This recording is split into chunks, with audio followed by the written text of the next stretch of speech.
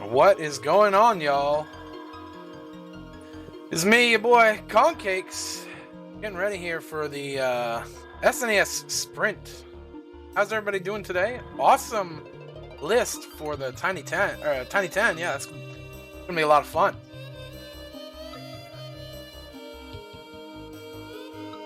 I am joined here by L-Rock. Good to see you all. Got a heck of a race lined up for y'all today.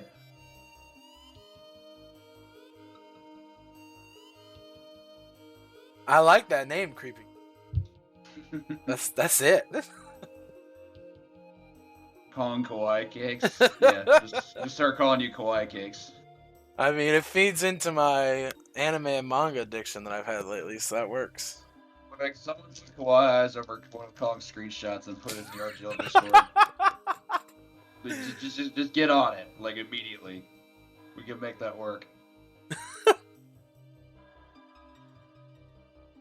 That's so good.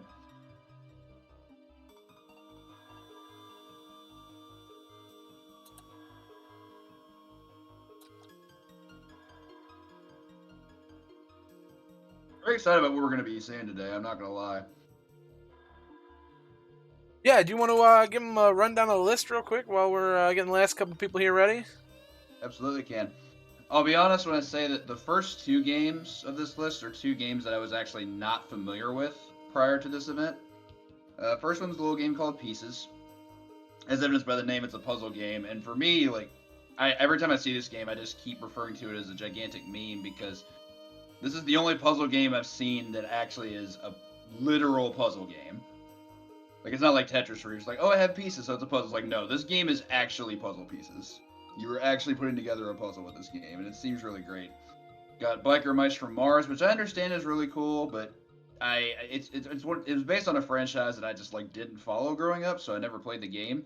But I'm curious to see how the speedrun plays out. Then of course we've got three classics following that, double Konami back to back with Legend of the Mystical Ninja and Contra 3. Personally, I love this category for Legend of the Mystical Ninja. Any percent no gambling, it to me is like, I kind of refer to it as low percent as a nickname because it's almost like you're kind of just going through with just like minimal of what you can get, because with gambling you can actually get some more optimal and high-end items, but and of course like a lot of menuing goes with that as well, whereas with low percent quite a bit more standards, a lot more action packed. I'm a big fan of it. Contra 3, everybody knows the franchise. It's arguably the best game in the Contra franchise, so it's super duper good. And then finally, to round us all out, we're gonna have the only game in the list that I actually grew up owning, and that's Donkey Kong Country, which I think we're doing. Is it just no wrong warps today? Is that right? Yeah. Yeah. So pretty standard category, and the most common for the game. So it's looking to be pretty good. Gonna have some really technical play from that game. It's one of my favorite speedruns on the SNES that also happens to require a lot of work to get good at. And of course, we have some RGL teammates who have put up quite good numbers for it in the past, including Enemy TV and Shemix. So yeah, should be good today to see from our runners today, such as David TKI and BMAC and Escape Plan and Proa. Really, really cool to see. Yeah, let's have fun all. I agree with David on that. Good luck to all of our racers ahead of time. Appreciate it, 3-2. Thank you.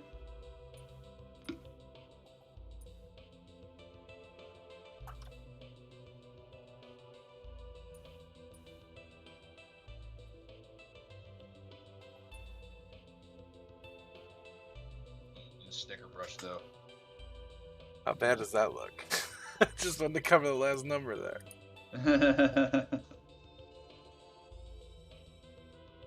I also love the inverted speaker gif up in David's corner. Yeah. I've never seen it turned that way before. It actually kind of makes sense.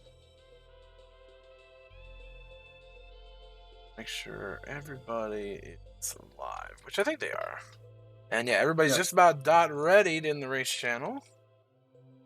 Yeah, I like the list we have this year a lot, even with the games I'm not familiar with. I'm a little hurt that we couldn't have a beat 'em up follow up last year from Turtles in Time, but there's no real question that is the best beat 'em up speed run on the SNES, and there aren't any really that really come close. Maybe next year, but maybe perhaps I could be the consultant for something like that. But I still think about it, I'm just like, all kind of clunky. Like, not everything could be Renegade for the NES, you know? Be finished under 5 minutes or whatever.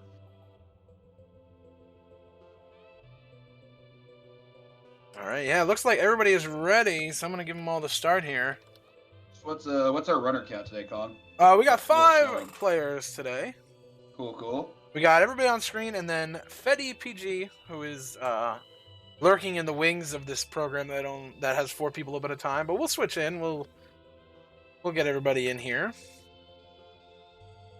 5 games, 5 runners is a cool stat too. Like, imagine each player performing individually the best in one game. That to me is a great race.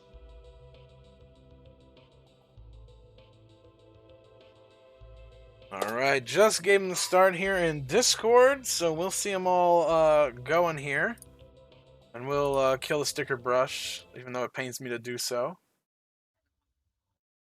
That's all.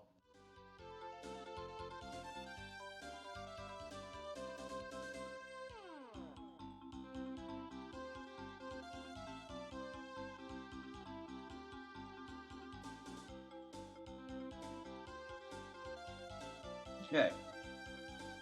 So, up first for pieces, we have a category that I believe is referred to as it's any percent easy to hard, which may need to do check a bit more familiarity with this, but I'm going to guess it's something not too dissimilar from what you see in something like, I don't know, Tetris and NES, where you start at a low level and work your way up to a higher level. So as you go, whoa, and you can look at this. Look at David's screen. He knows exactly where these pieces go. He has these pictures memorized. Of our players, David TKI and BMAC have both obtained top 3 times in this game.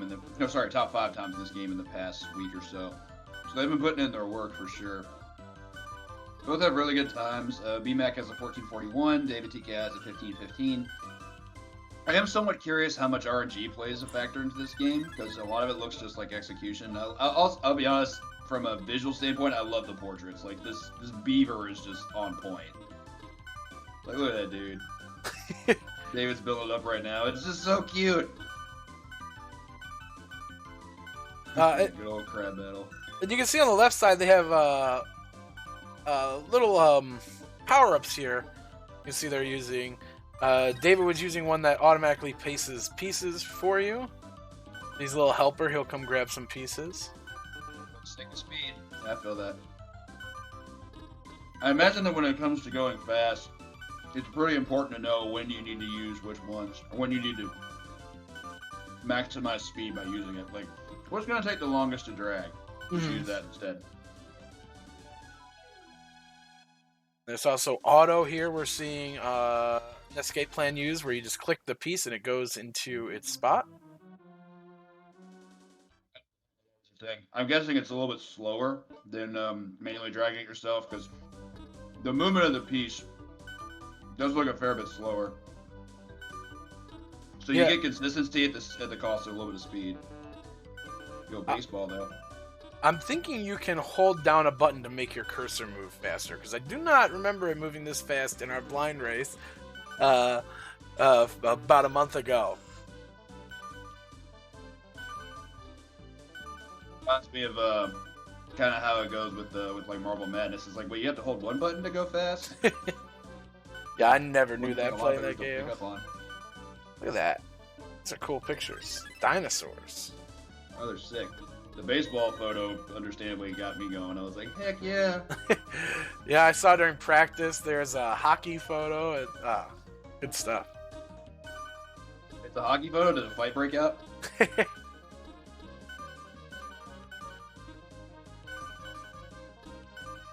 Yeah, we haven't seen it yet, since it's still early on, but the opponents can also build up their power-up meter, too, and use power-ups, some that hurt you, some that help them. probably won't see that until some of the later enemies, especially at the speed that we're going here, putting these puzzles together. Let's watch the place with that auto picker. Guessing that's just a power up you obtain. Good old Krabby boy. Nice finish on the Brontosaurus picture there. We see the enemy use the power up against an escape plan there. He only gets one piece at a time. Ooh, on his list for a little while. That's a beating. That is a huge beating. And so BMAC and David both beating the delinquent boar. Moving on to Gilbert. Can't remember what his first part of his name was. They all have like little two-part names. Geeky. Geeky Gilbert. This game is just dripping with flavor. Like, how could you possibly hate it? David trying to free Willy here, it seems. Actually, looks like Beat Max moving on to the same. Oh yeah, they both have the same first puzzle. I also wasn't aware that you could be trying to solve a different puzzle than your opponent, but I guess that just depends on how fast you're going versus them. Like, one person finishing the puzzle doesn't conclude the round.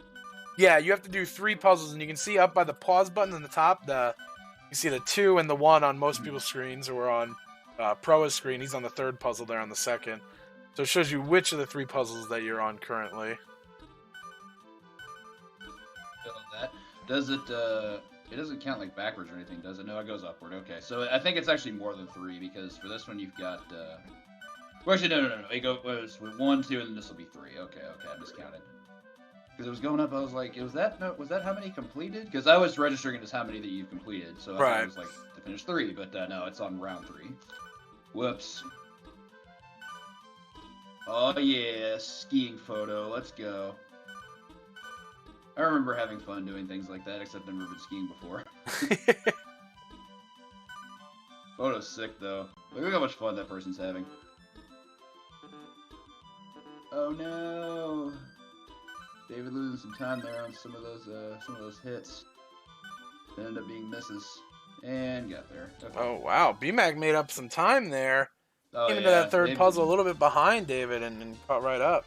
David had a number of misfires there, so I think they're within a second of each other now. Revengeful Ryoko. Okay. And I like their cursors are all different for them. Like Geeky Gilbert has the pencil, the Ghost has little ghost. Yeah, an animated ghost, no less. Everything is moving. I wonder how much more processing power the SNES card needed to be able to process that.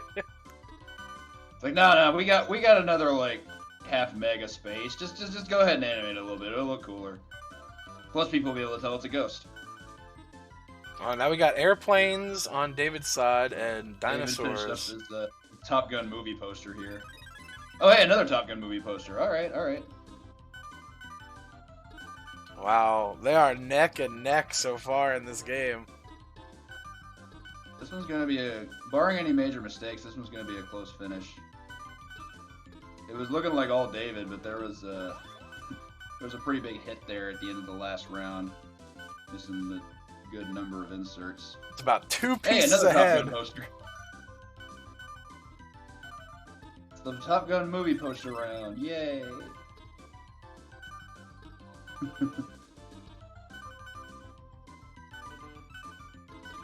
Quickly Dave was able to clear this. I'm keeping an eye on between both him as well as BMAC. And Proa, nobody too far behind. And wow, look at that finish. God, they're still super close. I think David gained a little bit of time back there, but they're still within a second of each other. It's probably just more like before it was probably like 0.2 seconds. Now it's probably more like 0.7. Yeah, just a few pieces. Oh, look at the dogs. Pupper alert.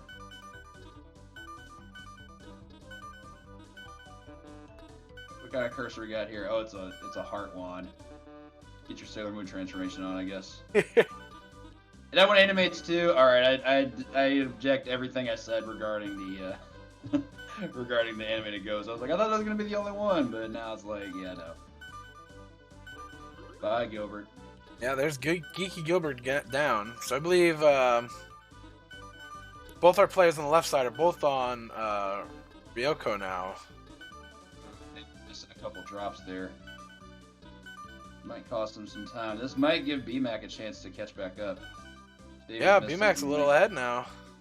Got about missed like 4 or 5 drops there.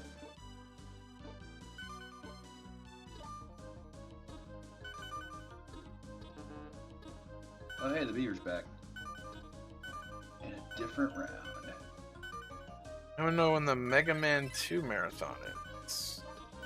News to me. Yeah, I don't Not. think that's something our we're channel. Nah, we're not hosting that. Sorry. We do not have that information for you. Oh, wedding photo. How adorable. I mean, I can play it like 20 times in a row if you want me to. It's not gonna be good, but Roll if you're gonna play it 20 times in a row. Do me a favor, roll a die, and that attempt has to be Bad Scissors Day. If it's like if you roll 17, then the 17th playthrough has to be Bad Scissors Day. or the only one I roll is the only Mega Man 2. The rest are all Bad Scissors Day. Every other one is Bad Scissors Day. Now, better yet, play 2 games, 1 controller. Play both at the same time. That would be absurd. I have done 1 partial 2 players 1 controller run of Bad Scissors Day 2017 with my boy Too Good. Nice. I did not finish the game, but we did beat the Robot Masters, I think. So it definitely looks like BMAC pulled quite a bit ahead. He was already on the next round, well before David was able to finish up. So a lot of those drops did end up costing him some time. Yep. And he got hit by the One Piece little disadvantage from the computer player. Yeah, we're about, what, half a puzzle? Maybe a little more than half a puzzle part? Using the spotlight shows you where 3 pieces go. But so you determine where exactly they go. Oh no! Oh, couldn't put the Taj Mahal together in time. That's unfortunate. So 1 full puzzle looks like the difference right now. Oh. Yeah, it's getting to be a bigger gap, that's for sure. Escape plan starting up against Tinker. That's who that's supposed to be. Oh! It's a Tinkerbell knockoff.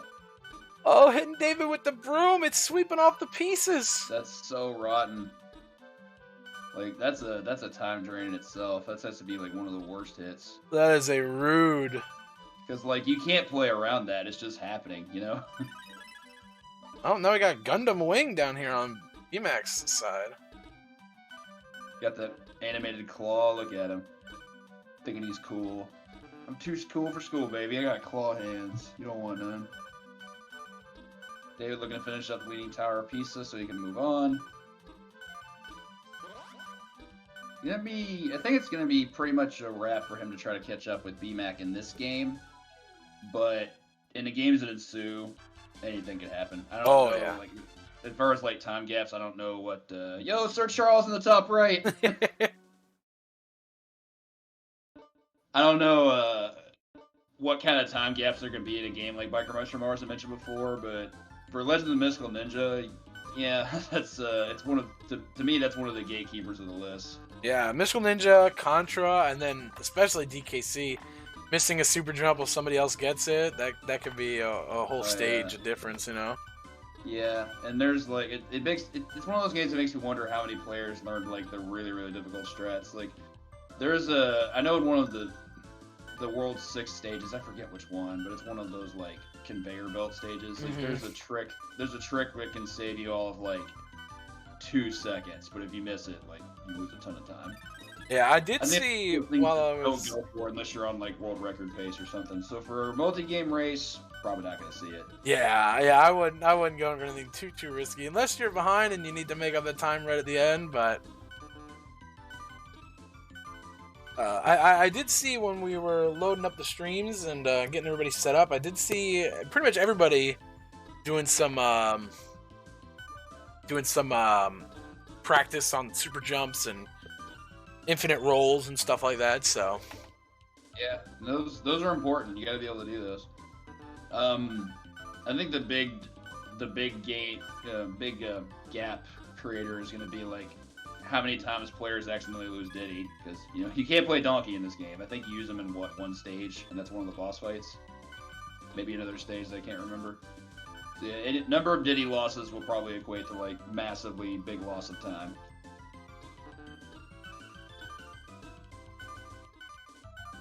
We'll be sure to cross that bridge when we get to it. David getting a little caught up here on this puzzle. He's doing pretty well. The last puzzle put him on the struggle bus for a bit, but this one with the cartoon characters went really well. Move on. Beat down the Gundam. Or onto the Mystery Man. I think our Mystery Man is actually a mystery alien because, you know, look at his cursor. Looks like a UFO. Oh, it is a UFO. The cursors, it's such a small thing, but it gives a lot of charm, I think. I like it. Oh yeah. Oh yeah. It adds some spice to the recipe, no doubt. No question about that.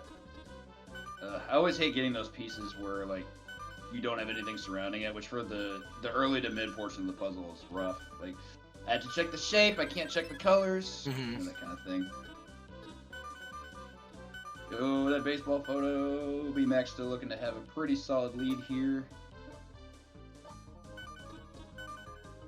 Bump it on down.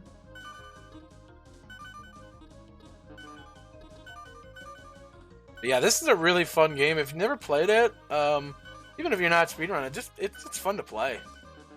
It does look like it. There's also like a 4-player mode where you all are working to solve a giant jigsaw puzzle together. And there's pieces. Hence the name, Pieces. Alright, looks like, I'm guessing that's a wrap up for BMAC. A GG on being the first to finish at Pieces to move on to Biker Mice from Mars. This is not a show I ever watched as a kid. This was an animated franchise from like the mid-90s, and of course a lot of those ended up being brought later to consoles like the SNES. It was pretty common. Of course, you saw also games like Goof Troop, which same thing happened there, and you know you could easily make a pretty reasonable Saturday morning cartoon block with SNES games. David's gonna move on as well. BMAC already starting the race.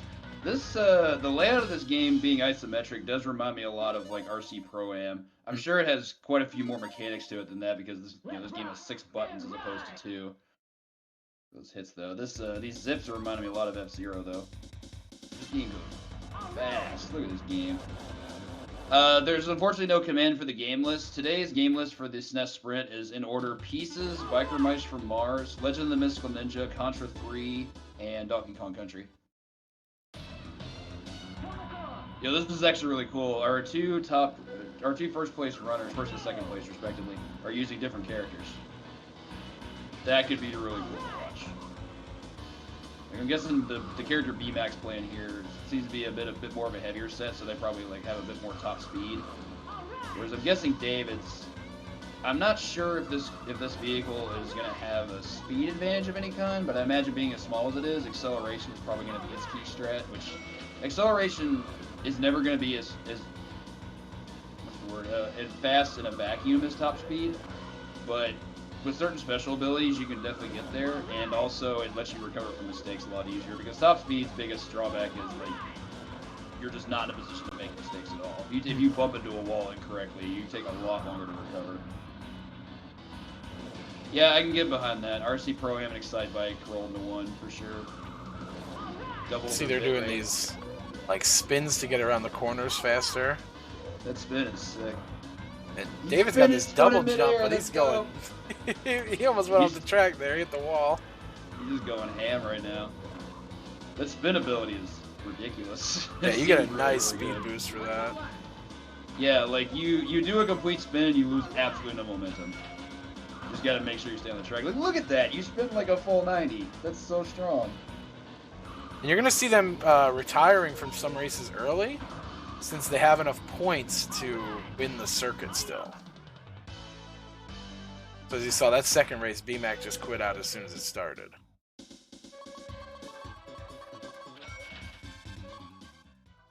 And also puts you in last place. I'm not sure if that signals anything, and another retire, so What's that bat doing there, though? Yeah, he came out of nowhere. Like the Dark Knight himself. You can see, even after retiring in 2 races, he's still in 3rd place. So But cute once you finish wedding the race photo over quicker, it's here. a huge time save.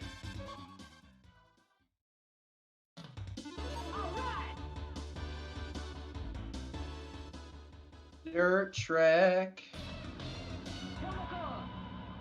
I say this character that David is playing is ridiculously fun to watch. Like, we mentioned the turns many times, but like big fan of the turns. That pose is so good. Just flying on the ground, tapping his palm against the floor. He's like, man, I didn't want that to happen, but of course he totally wanted it to happen. You might be having a couple issues on a few of the turns there, hitting the walls, but when you're going that fast, it's got to be hard to keep it straight and steady.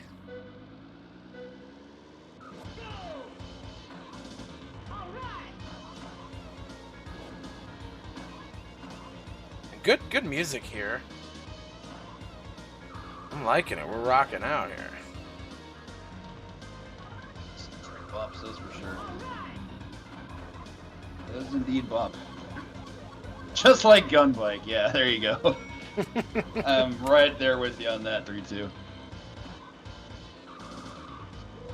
The spin. Oh my god, the bounces!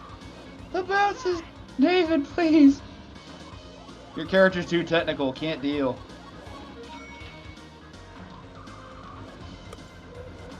Yeah, like, I keep watching this character and wondering why anyone would play anybody else. Like, this dude is crazy. Like, he basically builds his own power steering by not actually having to do power steering. He's just like, nope, quick spin, we're good.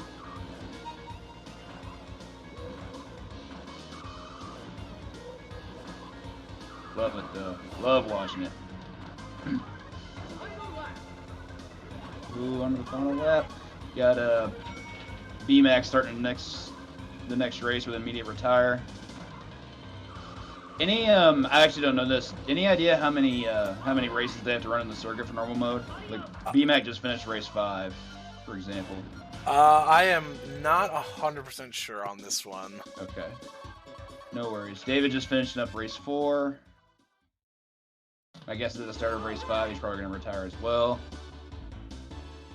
So yeah, it looks like you have to get 3rd place at least for the round clear there. That's round 1. Retire. Interesting speed strat. Like I don't think I've ever seen a racing game where you just like immediately rage quit and you actually get to be in like a good position. Ooh, that bump against the corner from B-Mac was rough. Yeah. He's getting all the corners too. Pro now joining them.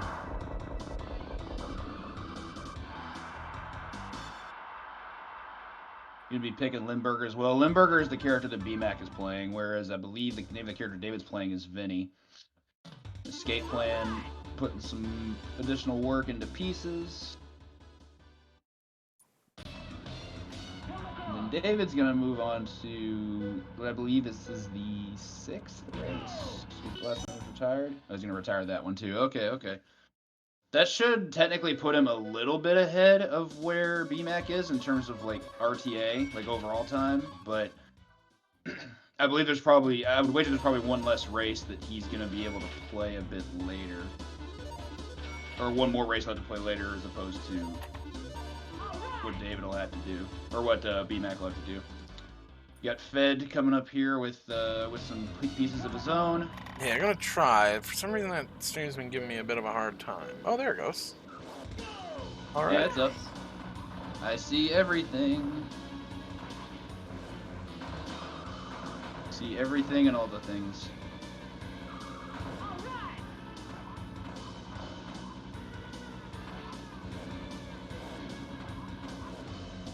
So I looked away for a second. Now I see David and B-Mac on different stages here. Oh, okay. It looks like B-Mac just finished level 2.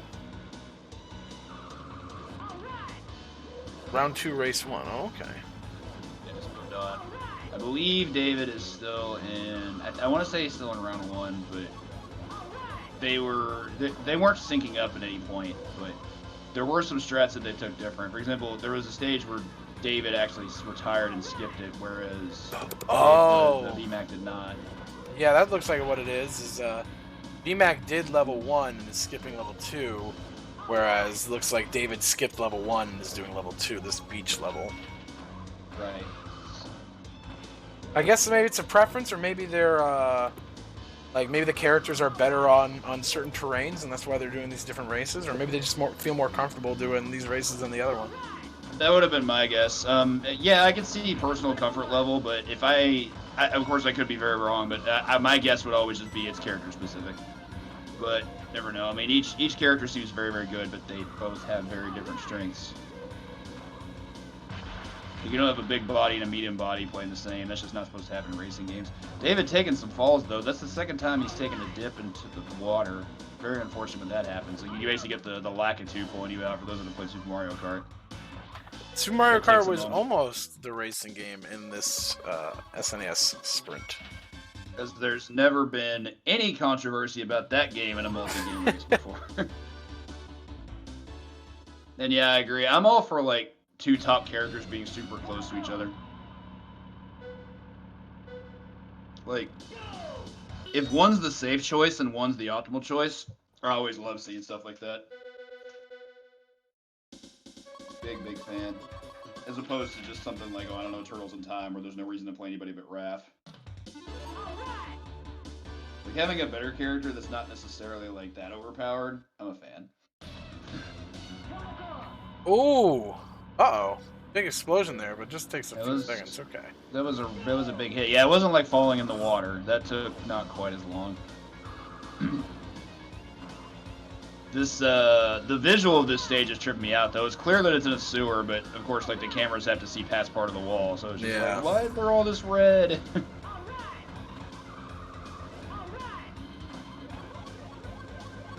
That's actually a good way to look at it for those that have played Third Strike. Chun-Li and Yun. I think, I'll be honest though, for the longest time with Yun being considered the best character in that game, I definitely think Chun has surpassed him in pretty much every way. Like, yes, Yun has the best super, cool, but Chun's silly. Third Strike Chun is absurd. But yeah, I can still kind of get behind that. That was the one thing I wasn't super high on Third Strike, is just any tournament you watch, they were always the same couple of characters in top 8s. I mean, there are some outside choices that you see, and I especially see a lot of those played in Swiss. Like, I see a lot of Urien in Swiss in most of those tournaments, for example. I see a good amount of Dudley. But yeah, when it comes to top 8, it's mostly like Yun, Chun, and Ken, and then like maybe one Dark Horse character. Maybe like an Akuma or something, which Akuma's really, really good too. He's just not those 3 characters.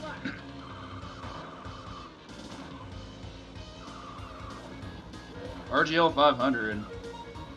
That's not a bad idea. Just have a full day of racing games. That'd be cool. Get some RC Pro-Am, make it multi-console. Yeah, get Excite Bike up in here. Get some, throw on the Genesis, maybe get in some Outrun or some Super Hang-On. That could work. I could definitely see that working. David finished a second for that race. I will say, it's having not played this game before, it is kind of difficult to keep track of like where each player is, especially with like how the retire works. Yeah. Like, you see players just get out, so I'm just like, I don't know who's ahead. David's gonna retire there.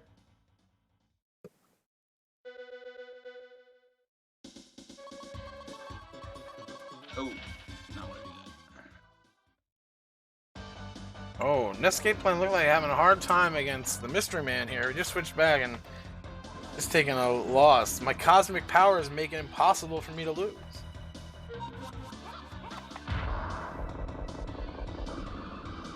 To me, I think a more apt character comparison in terms of like this character versus this character in terms of speedrunning, like not even going to fighting games here, but in terms of speedrunning, is probably Chippendale. Like, I think the top runner for years has always been a Chip player, but that doesn't mean there aren't players who play Dale and do well with them, because there definitely are. And those are pretty close to the same. I think David might have taken the lead here. Oh, snap. Because I believe BMAC is on the final race of round 2, and David just qualified into round 3. Yeah. Yo, sick. So why does this orange tint remind me of like Mad Max? Am I the only one getting that vibe? Like, if they're just gonna come for him, just be like, just walk away. Like, I'm getting some serious post-apocalyptic vibes going on with this stage. That or somebody just spilled orange soda everywhere. And by everywhere, I mean literally everywhere. Like, they went Keenan and Kel on that.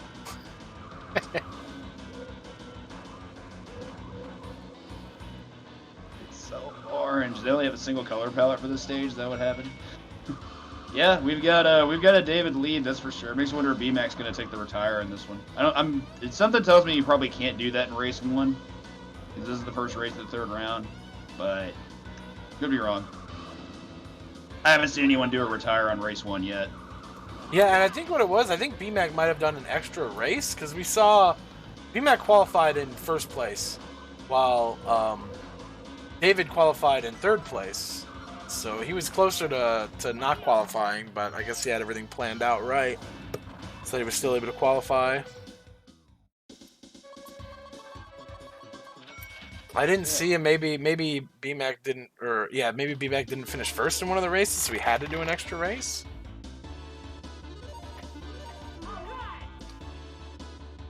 Upgrading our engine there, so on David's side. Hey, Tub, stop.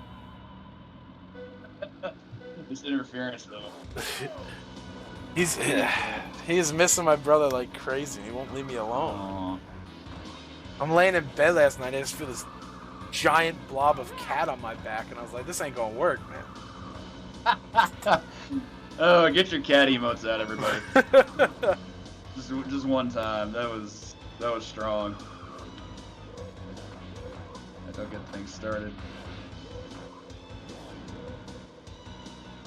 Ooh, baby, back on the beach. We got David playing race 2 here. BMAC moving on to race 2. Escape starting, Biker Mice. Can I have one of these little beach houses? I think that'd be pretty nice. Hey, beach houses are incredible. They're just not nice to your wallet. Yeah. Also, I don't know if it's going to be too good having people doing spins and stuff around your house with the bikes. I'd be a little afraid. Your insurance got to be pretty high if you're on a race course. Yeah.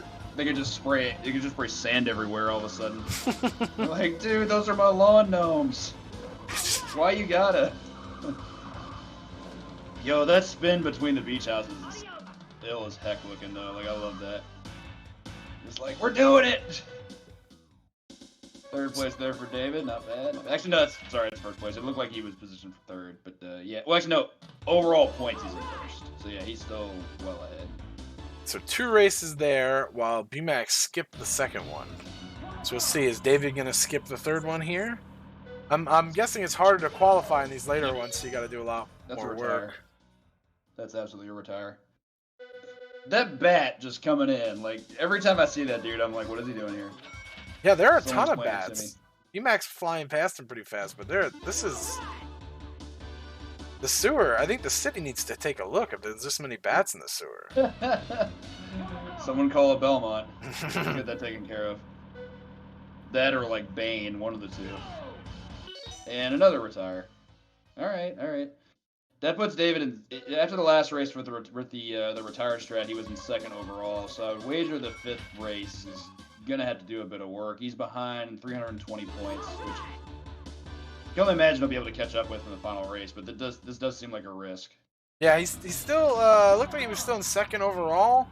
So I think it's top 3 qualifies. So I think as long as he beats this one. You did mention him as top 3. My bad. Oh, he's retiring again. Okay. Oh wow, okay. Yeah, he had a big points lead. He was in 2nd by quite a lot. Let's see where he's at now. Still in 2nd. Okay. Yeah. Actually, no, he put him in 3rd, but he still qualified. Oh, wow. And that's the end. Wow. Yeah, nice. I would be so nervous. The math didn't work out. Dang it.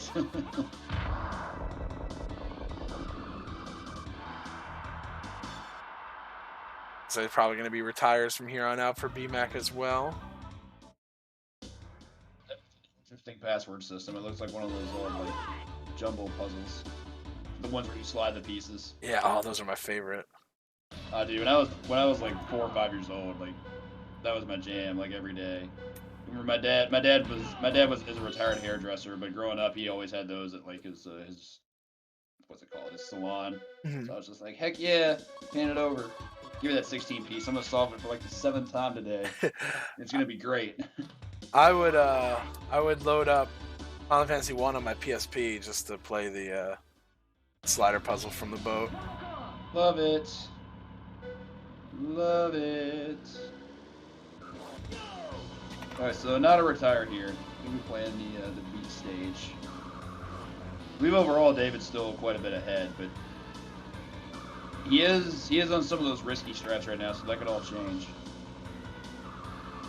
Zippity-doo-dah, zippity-doo.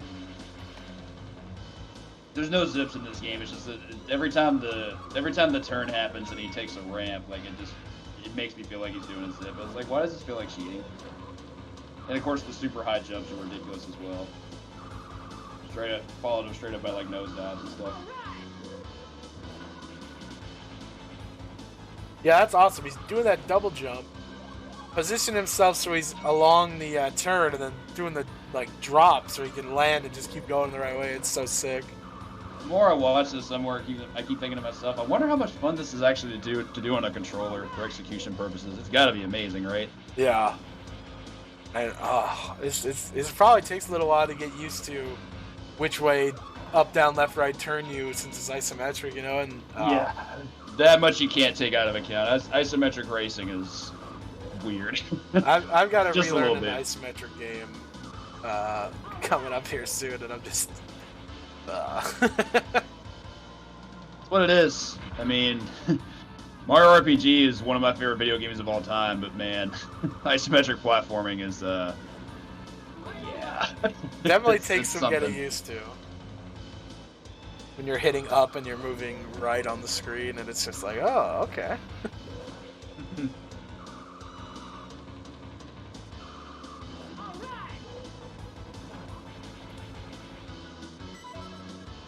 I have the battle theme to that game stuck in my head. Darn it. Da, da, da, da, da, da, da, da, da. There's a time when I was doing like 3 randomizers at a day, and yeah, I was watching your stream a lot during that period. That was gas. I kind of wanted to get back into it now, thinking about it. It's pretty good. The first seed for that game I ever rolled was the meanest thing I'd ever seen. I remember as soon as I started with Mario, I basically left like every flag on. So I'm just like, well, what's the worst that can happen? And I couldn't finish past the first like 5 minutes. The first enemy encounter I had to reach just to try to level up had one of those skeletal mammoths that has like way too much HP. And I was like, I'm not beating this guy at level 1. I can't win. And then the second seed I rolled was quite a bit better. Like the enemy groupings were a lot more fair. And then I unlocked Mallow, and at level 1 he was like had like a 50 attack. I'm like, I'm good. We're good the rest of the game. I just kept leveling him up on strike damage, and he just got completely out of control. It was amazing. Like Mallow was hitting harder than Gino, and it was sick. Kitty cat. Could you hear him? He's like laying Oh on yeah, the bed yeah, now. absolutely can. Tum Tum, stop, buddy. Wait, Tum Tum is in like the Three Ninjas character? Oh, was there a Tum Tum 3 Ninjas character? My brother just named that because he's fat. Tum Tum, like Oh. Tums. So yeah, I thought you said Tum like with an M. Sorry. Oh yeah, no, just Tum Tum. He's just a big fat cat. Fair enough. My brother was really creative naming this cat. He's Tub Tub because he's fat, and the other one was Stripes because he has stripes. And I was like, Joe, you did a really good job naming these cats, buddy. Hey, whatever brings recognition. Like, whatever helps you remember, you know? Sometimes you need a visual cue. You know, we're speedrunners. We know how that works.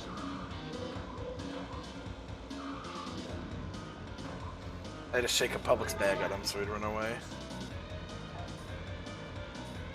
I bet he loved that.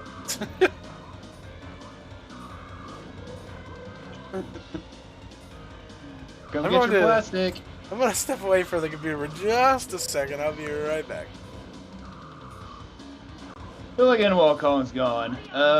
Really enjoying what I'm seeing here out of David with this race here.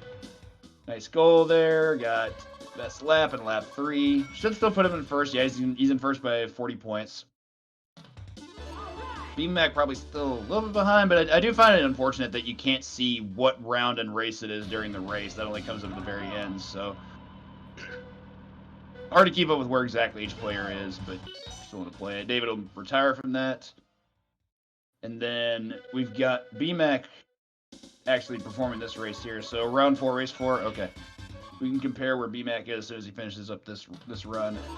Oof, that crash by Pro, that was rough. Moves him on to the final lap, though, and he's still in first. We've also got, I just noticed now we got an escape plan using the same strats that David's guys, using the same characters. So it's cool to see that we have 2 characters being run by each individual player. So we got 2 players in top 4 running Vinny, and the other 2 running Limburger. Alrighty, I have returned. I went and put some wet food down for him, so that way he'd stay out in the kitchen for a little while. Like, look, man, I'm busy. That behind by 1 race, sure. And that's one of those things that can always change in terms of time based on when and if players are willing to retire. Not quite sure exactly what the strats are based on characters, but that's a big part of what's so interesting about watching it, especially for someone who's blinded to it like myself. Oh, snap, those bounces. It's really cool seeing this now as compared to seeing it during the blind race. Yeah, it's really cool, especially like seeing pieces. Like everybody's kind of feeling it out, you know. But right. Pieces start, everybody's just like, I have all these pictures memorized. They're putting jigsaw puzzles together in their sleep. I'm really excited to see the difference in Mystical Ninja. That's going to be really good. That run's really technical. I love that game. That might be the most underrated Konami game on the SNES, which I mean their library is like ridiculous on that console. I think the only game that I'm like not a big fan of is probably like Animaniacs, and even that game has a good soundtrack. But yeah, Mystical Ninja, like that game never gets enough praise. That game is amazing. Love the music, love the gameplay. I had the Buster Busts Loose? That game's great. Yeah. Cypher had me play that 2 years ago for Secret Santa. Like I played it a lot growing up and never beat it. And then he gave me the key to the kingdom about like, hey, you know you can beat the football stage by doing this. And then I just did it and I just destroyed it. Oh, that's my Thanks, favorite, is that football stage. It's fun, but man, like when you're trying to AI manipulation, and that was so difficult until Cypher was like, yeah, just do this. I'm like, okay, this is free now. Just destroyed it. The whole game is fun though, and the speed run is crazy. Like the movement in that game is wild. Like especially in the stage with the balloons, like you can cancel dash into jump and back to dash, and you can just do a lot of like really cool vertical scrolling in that game. But in order to see like the level of that game, you need to really see a player like Namex run it. That dude is so good at that game. I was and still am really, really bad at that train auto scroller. That stage sucks, and the thing I hate the most about it is that it's stage 2. It's like, why? Why does this have to be this early? Like, that's not a gatekeeper you should be seeing for the second stage of the game. I don't enjoy it, but trust me, I don't enjoy it either. Which sucks because the rest of the stage is pretty fun. The music's good. Yeah. Like, Tiny Toons theme in the Wild West, like it's awesome. Doing a little jump rope. You're just like, why did I turn this on again? I love the bonus games. I remember I still had some time left after the Secret Santa run because I mean we had like what 2-hour blocks for that, and I remember opening up the bonus games and I just played squash with Furball for the rest of the time, and it was amazing. Oh, squash is so good. It's great. It's the best bonus game by like a lot. Everything else is mostly just like weird execution and RNG, but squash is legit. Squash. Secret Santa treated me very nicely. First year I had Mega Man 5 air sliding from Anthole. The next year I had the Messenger from Toad, and the Messenger is probably one of my favorite games of all time. Still play that game. It looks like so much fun. Oh, it's so good. And you also have dual soundtracks. You have like an 8-bit soundtrack to go along with the Genesis style soundtrack. Like, yeah. It's just really, really good design. Yeah, I need to play it. I need to figure out when I can play it. Like for modern games, I tend to wait until like a theme before I play something. But like, there's no ninja theme. Like I'm like, I guess I'll have to play it at some point, but I don't know. See, my Secret Santa game, Cypher picked Buster Bust Loose, which was for 2018. That was really good. And then 2019, last year, Enemy chose Battle Circuit for me, which is a Capcom beat 'em up that was only released for arcades. It's an enjoyable game, but it's not one that I spent a lot of time with, so I didn't do very well at it because Capcom beat 'em ups are hard. Like, Yeah. blind, they're all super difficult, but with proper knowledge, they're fine. But if you're playing it for like the first time in like a couple of years and you never really learn proper strats, you're gonna have a rough go of it. Great game though. Enemy knew exactly what to pick in my wheelhouse. Can't ever fault him for that. Yeah, Giga Frosty, I think you are correct on that. Yeah, because they're very close now. For sure.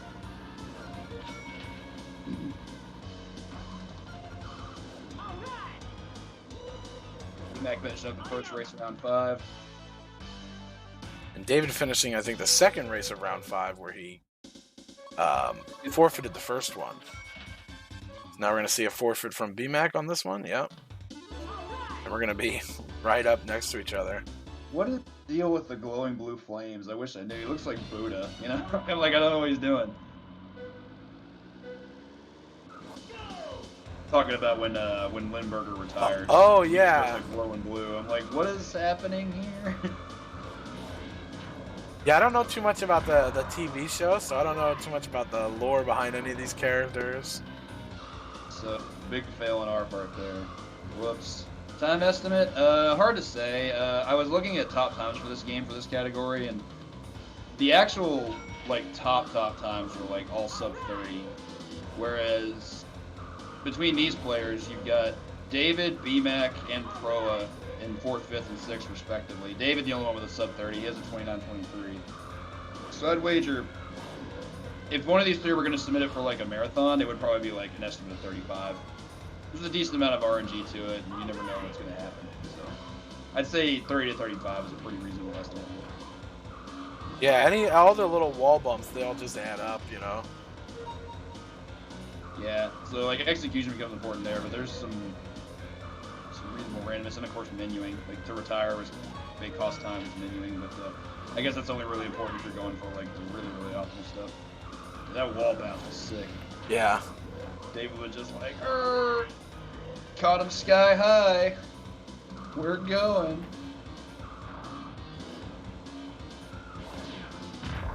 Oh! Ooh, that crash was no bueno. He's still in first, so he'll be okay, but that still cost him a couple seconds. Wow, they both passed the finish line probably about the same time. BMAC with 2 laps left and David on the final lap, so about a lap difference. Also taking some cues from Mario Kart, and it's like, oh, we have walls that can kill you.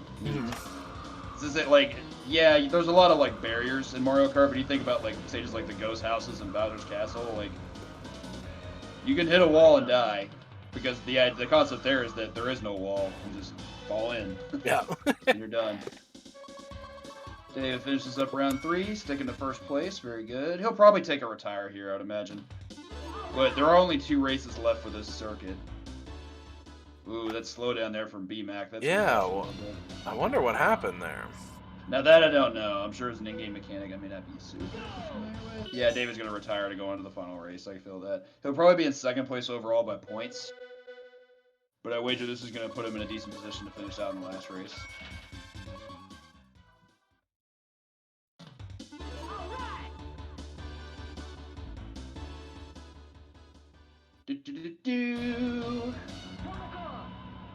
And last race around 5.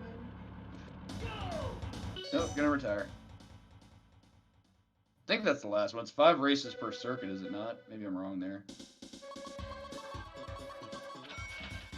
It leaves him in 3rd overall. Okay, so yeah, top 3 qualified. David's gonna move on to Legend of the Mystical Ninja. BMAC not too far behind. I am curious if BMAC is going to be able to take a retire here and still end up in top 3. Yeah, I think he was a few points behind where David was when he retired, so...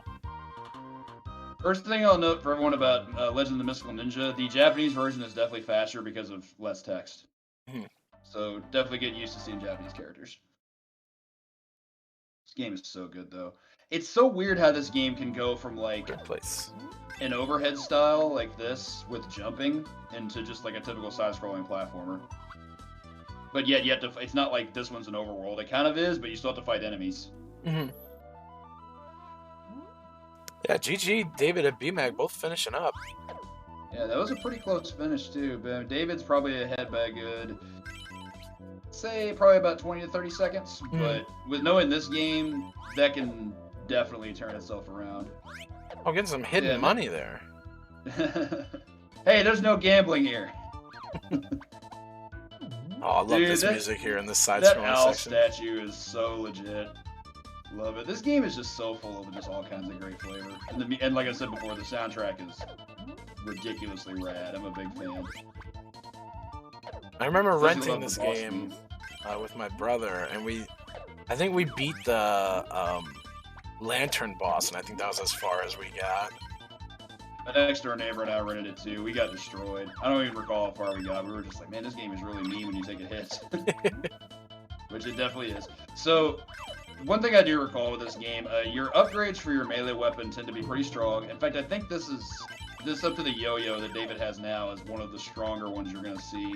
Essentially, power-ups, I think they increase damage. I don't recall specifically, but they always increase range. Like, you go from small pipe, medium pipe, big pipe, and then it's like, oh, hey, I have a yo-yo now.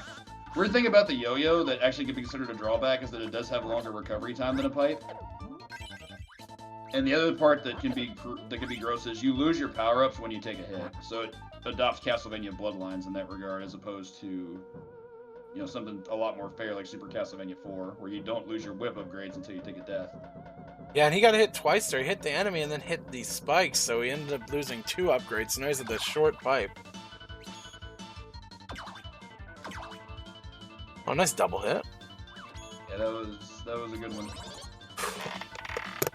God, this boss theme just gets me going every time. I'm just like, let's get it going. Let's do this. Yeah, that is definitely rough without the pipe. David takes that death, so BMAC's doing work right now. David does move on past the boss though, but that did shorten the gap between the two players for sure. Actually, no way. Okay. I did not know that actually took David back before that. So yeah, we got BMAC in a pretty sizable lead now. I thought he was playing to the next stage. I wasn't aware there was a death. That's on me. Big oops.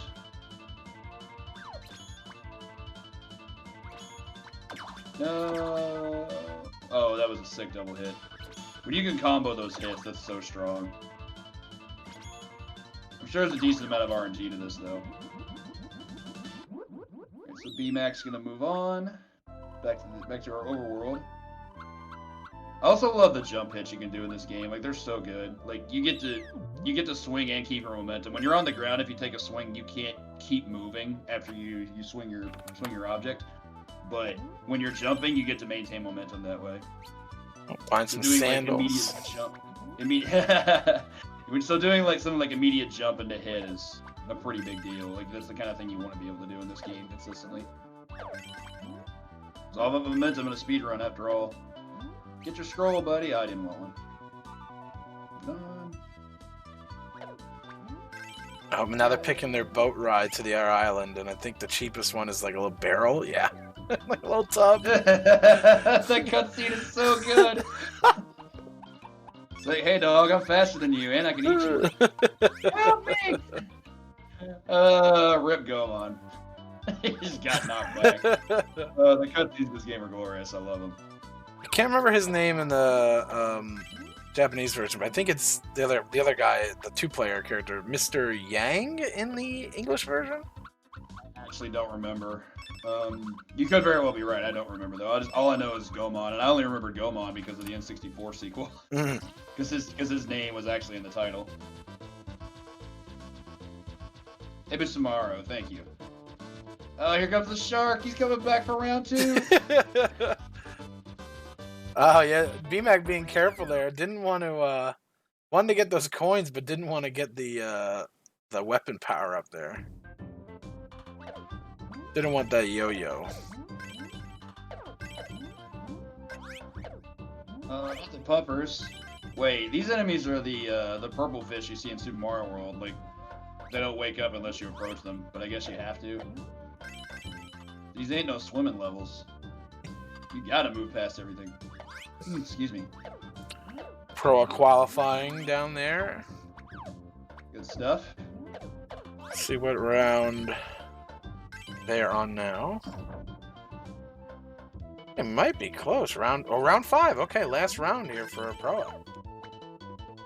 Cool. Should we move on to Mystical Ninja before too long?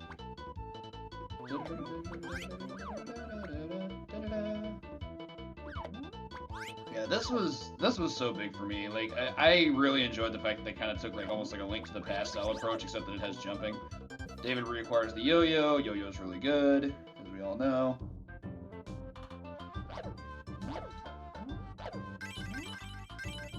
Yo, dog, who wants to play? BMAC moving on to the boss here, and this was the end of our blind race goal. And they're here in about, what, 10 minutes this time. That's one of my favorite things about the SNES Sprint, is that you have the blind races into the full race, and between point A to point B, like, the gap in player improvement is just so freaking cool to watch. I love that. People just putting all their effort into it and just getting these results, and yeah, it's great. Big fan. Yeah, you hit those lanterns. So you said this is the furthest you got as a kid? Because these lanterns look wild. Yeah, I remember we had to kind of cheese it to beat it. We had to do 2-player just so we had more health. Yeah, I mean, we've all been there. Sometimes you gotta make sure player 2 subs in after the player 1 uses the last continue. I also have to comment that I love the animations in this game. Like, Goemon's, like, walking animation, like, there's just so many frames that are put into that. Mm-hmm. It's pretty great. Ooh, we got them fireballs. Yes, I know they're coins, but any projectile's a fireball. Deal with it.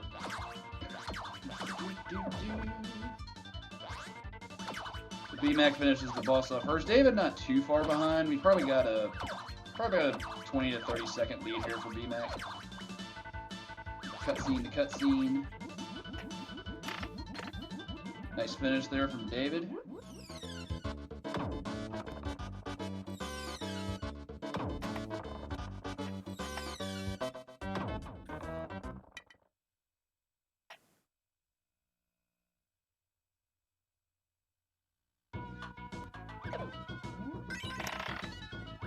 Oh, this music's so good in this game.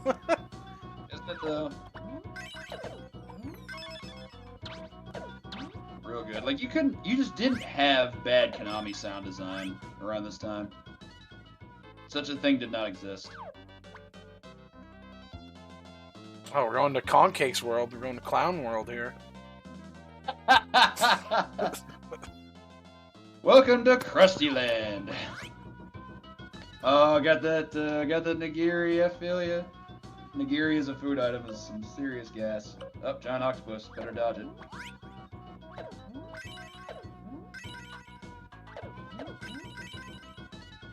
Dang, these old people just trying to walk. We're just beating the hell out of them all. Yo, my man is going ham. I feel Ebby there on just down on those dumplings. Look at that dude. That's what I want to be right now. That's a life goal. There's like a giant octopus in the background on top of a building. And we're just eating all this food. Hey man, adventurers get hungry too, you know. I didn't even notice it at first. It's just this gigantic octopus. I love it. It's wonderful. Yeah, we see it again on David's screen. That's great. I didn't even see the octopus before. That octopus looks hungry. He's like, man, this building is about to get munched, y'all. Y'all understand? I'm about to devour this piece of business. Oh god. Why can't more games have cutscenes like that? So good.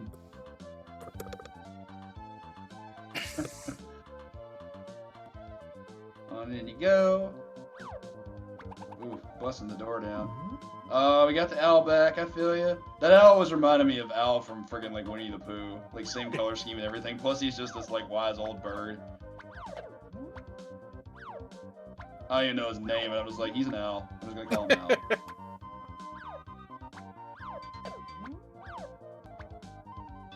Nice moves there, B-Mac jumping over all the enemies. I like it.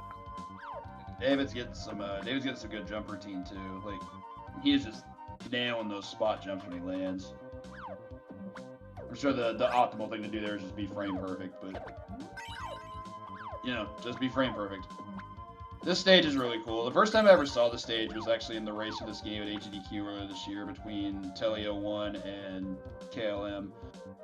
I had not seen this stage before because I never got this far in the game, but like you just get these rotating rooms and it just looks crazy. It's definitely a mode 7 wall stage, but it's really fun to look at for sure. Same goes for those spikes. Like those are some really cool effects they have for this time period. Yeah, the crawl. We brought the crawl out. Let's go. That crawl's dope. It's like, oh, we sneaking right the hell in, everybody. Let's go. How you gonna hit a dude who's just getting out of the spa? Like, come on, man. He's just trying to relax. Yeah, that's definitely my favorite animation in the whole game. That crawl, it's so good. It's gas for sure. It is strong AF. Nice platforming there from B-Mac. Getting some really good jumps there up the scale. A bunch of coins. Stops to get some money because you gotta get paid when you're a ninja.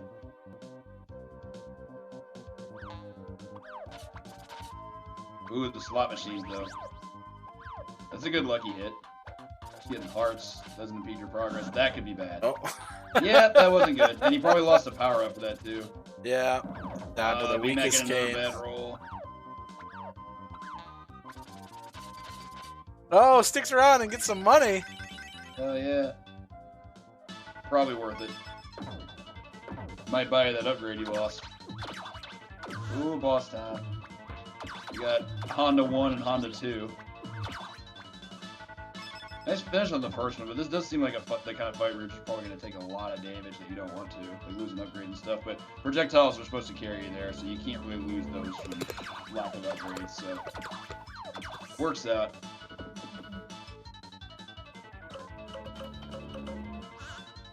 Oh, jumped a little late. Oh, used the healing right in time, looks like. Unless that's an auto healing, I'm not too sure. Oh. I do like these bounce strats though, like bouncing the boss against the wall only to like have him wake up into active frames to get hit again. Like I love stuff like that. Like as soon as this hit stun is over, you're just like, oh, here's another hitbox for you. Like right here, exactly what B-Mac is doing. Like I'm a big fan of stuff like that. Also, it kind of reminds me of like a Snow Brothers boss. Why is this dude getting the side? Alright, he gone. Blowing up.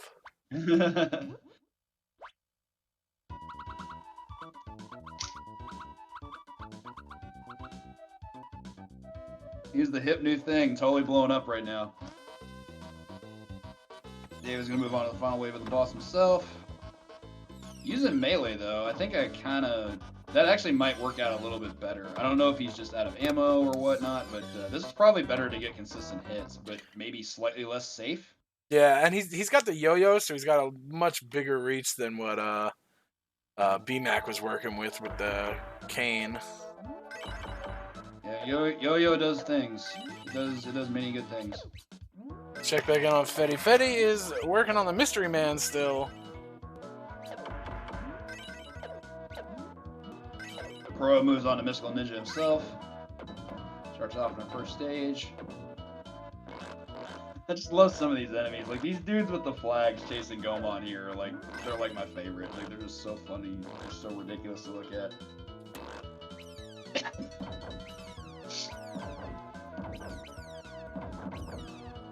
Walking through the forest. Yeah. Hey, look, Owl's back.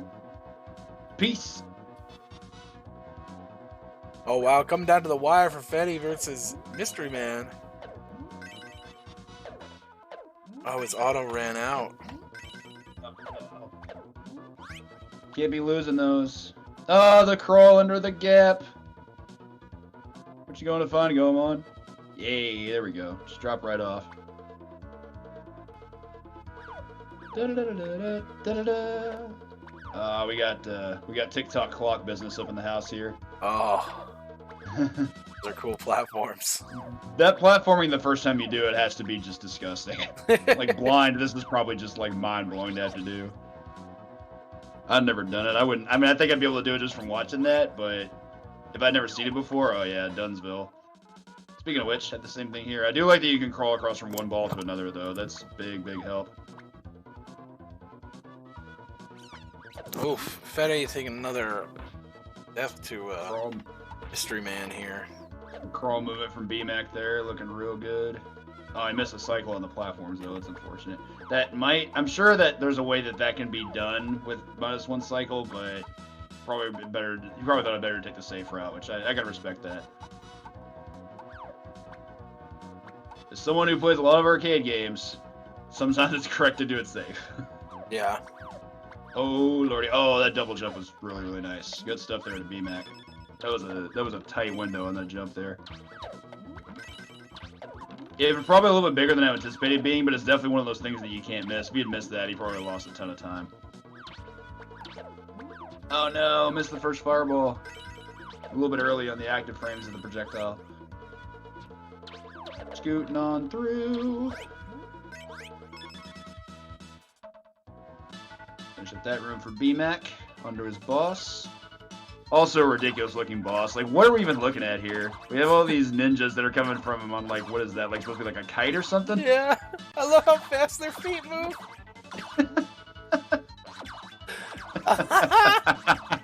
Great. Oh, wow. Alright, now this we're is on actually the pretty kite. epic. You're gonna fight the dude on the kite itself. No! Still alive, though. Oh no! That is so cruel. The combo, wombo combo getting knocked off. Yeah, no joke. It's gonna force him to start the previous room back over. That's gotta be a heartbreaker. David might actually be able to catch up here after that death. That boss fight looks rough, though, especially, like, because it has... What do you call it? Where, like, platforms, like, swing. Yeah. That kind of thing. Like, that looks like a beating. Like, that can severely mess up how your hitboxes work, especially if you're trying to throw projectiles. It's like, oh, that hit the floor instead because you didn't throw it fast enough. Yeah, David a little bit ahead now, starting the fight just a little bit before BMAC. He gained a pretty substantial lead. I would wager, just upon watching it in this instance, this boss has probably got to be something of a run killer. Like, if this is the hardest, if someone ends up telling me this is the hardest boss fight in the game, that wouldn't surprise me in the least. Yo, David with the safe strat staying on the bottom.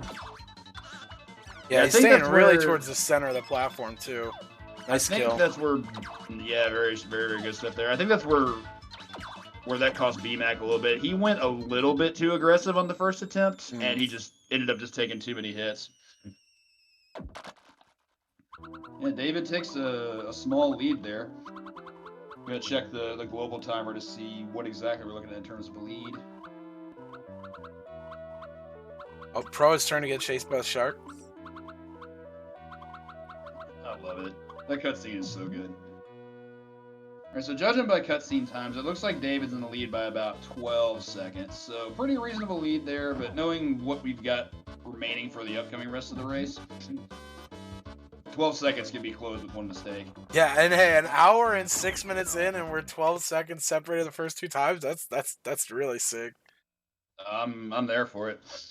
But what I'm not here for is right this second, because I'm going to step away. Be right back. Okay.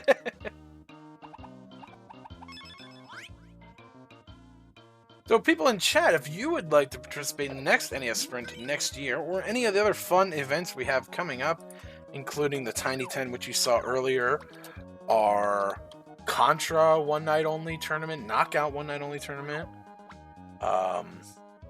Castlevania One Night Only tournament, go ahead and join our Discord and check out all the events we have coming up. Come join us, it's going to be a lot of fun. We always have fun events going on, so we hope you will join us. And if not, hey, come join the Discord and just hang out. We're just chilling, you know. Look at that Tengu nose. Let's go.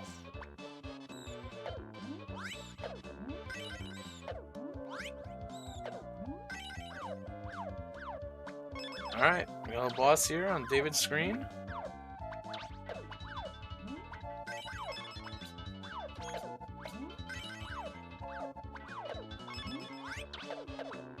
It's like a mini boss, it looks like.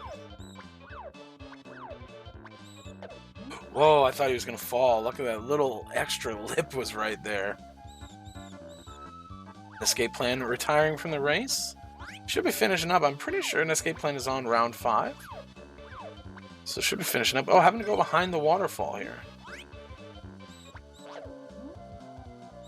Oh, they're right with each other now.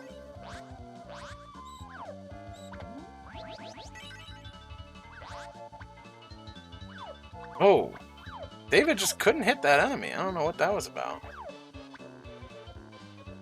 And wow, BMAC with the 2-second or half a second time lead here coming into the boss here.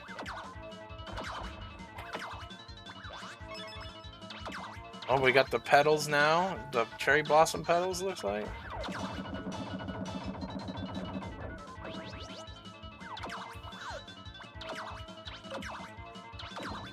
Oh, gotta dip under the hair.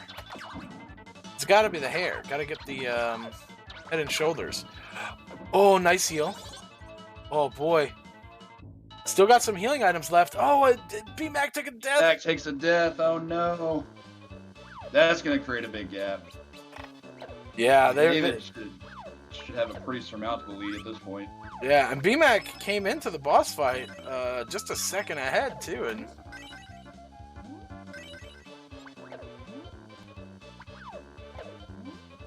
yeah, no healing items on BMAC's side. David still got at least one. What the heck happened to Heavy Samaro there? He just started blowing up and floating away. I was full of people on. Yeah. That's what I thought. I was like, he ate a dump like that was secretly a people in. Most Japanese game ever made. I feel like there's another game I can make an argument for, but this one's definitely up there. I feel like Ninja Spirit is up there as well for the turbo graphics.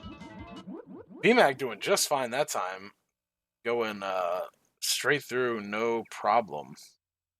He missed his jump on the first gust last time, and that just kind of had him all messed up for all the other attacks he did.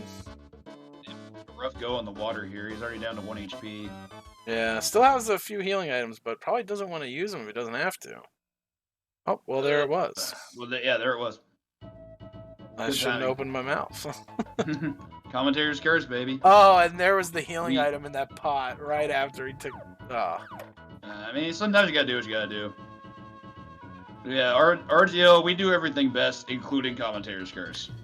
This is why we don't allow people on the mic. Speaking of which, what am I doing here again? Yeah, I killed like 20 people during the blind race, and I just couldn't stop. I felt so bad. Just kept hitting the button, huh? Every time I would say someone's name. This is addictive. I'm just gonna keep pushing this button. Like, and death, and death.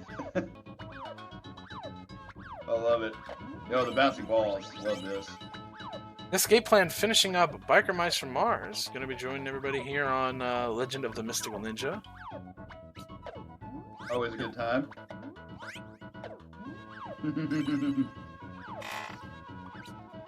Kill count Kong. Kill count 20 cakes. Yeah, Yo, can we get added? Can we get kill the commentator? Count We need the commentator kill count added to the restreaming program. Oh man, that would be amazing. Also, just notice that kill count and Kong cakes have the same initials. Team KC, baby. KC 20 and 2020.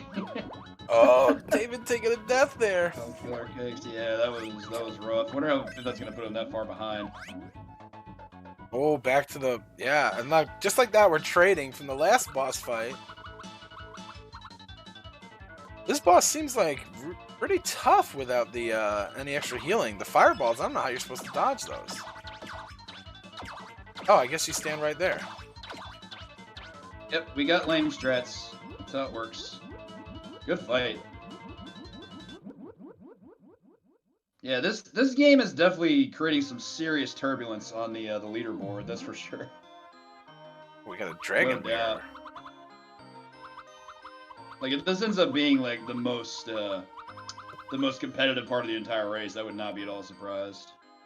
It looks like David doesn't even know he may not even know that strat where you stand underneath it. That's a pretty big knowledge gain for BMAC for sure. That's going to get him a pretty big lead. Especially if David takes another death here. Commentator's Curse take 2? Question mark? Oh god. Those fireballs are ridiculous though. If you put yourself in a position where you had to put up with them, you're just like, it's like you're just dodging Easter eggs. It's like, no. Yeah, they're very large. Good kill though. Good kill. They also spread out really, really well. Like they have they don't have very big gaps between the sprites.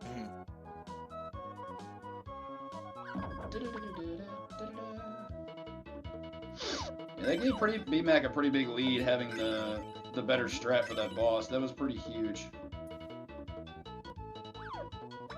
Didn't get him to death. Fed's still working on Mystery Man. Ooh, a puzzle ahead this time though. Well, at least like 6 pieces ahead. So this could be the one. Get your cheers out for Fed. Get him got in the there. auto. Got the auto points. Let's go. Trying to leave the side pieces. I like it. Or the edge pieces. Those ones are easy enough to put by yourself. Right. Especially with corners. Like, you know exactly where those go. Ain't hard.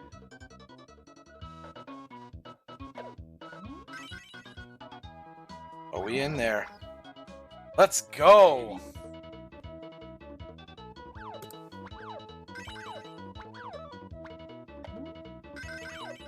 You must be superhuman, an outstanding player. Let's go. Got him. On to biker mice now. Alright, looks like still trying to calculate the lead that BMAC has over David. It's definitely over 30 seconds. Maybe even closer to a minute. Did not realize that dragon fight was going to be that costly, but yeah, that's definitely realistic. And what really hurt, I think the dragon only had 1 hit left when David died to him too, which is really rough. We're looking at about a 45-second lead for BMAC right now.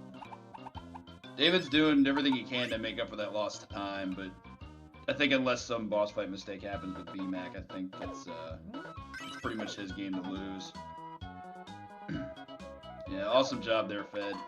Move on to use some biker mice. Oh, they're all in the spaceship with him. The race. I did not know biker mice was a Konami game. So all 3 middle games here, 2, 3, and 4, are all Konami titles. Oh yeah, I didn't even think about that when we were putting the list together. Reminds me of what we did with Mamecathlon. God, but by the end of the point where we had all 10 games ready for it, I'm pretty sure like 6 of them were Konami games. We had TMNT, we had Salamander, we had Sunset Riders. Like there's so much Konami in that list. It's wild.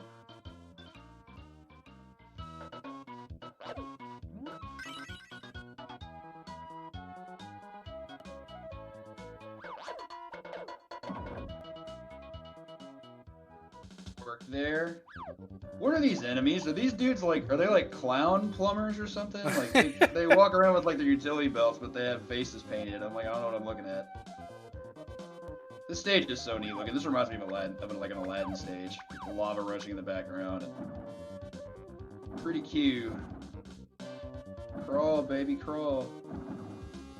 Good movement there from BMAC.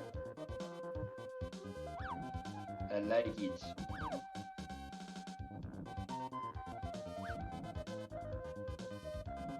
I did not know until today that you could sideways climb on ladders. Like you can actually like shift left and right. That's crazy.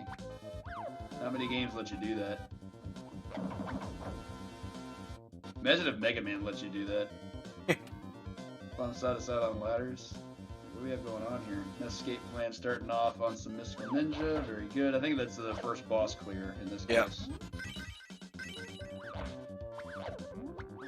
And when I was watching it beforehand, Netscape was doing some Contra practice and was going pretty ham on the Contra 3, so. 3 is really, really good, and it's cool to watch players who play it and like get zoned in on it. 'Cause the game's real hard, like real hard, but seeing players who get really invested in the strats that go with it is always a blast. Oh my god, they are clown plumbers. He just threw a hammer at him. No, he might be like a carpenter. Yeah, probably that. Plumbers don't carry hammers, what am I saying? Oh my god, don't get clipped. And of course it's a Konami game, so we have to have an elevator. How can you not have an auto-scroller in a 1990s Konami title? Rough hit there for David. Literal Hammer Brothers. Don't know how it took me that long to realize that.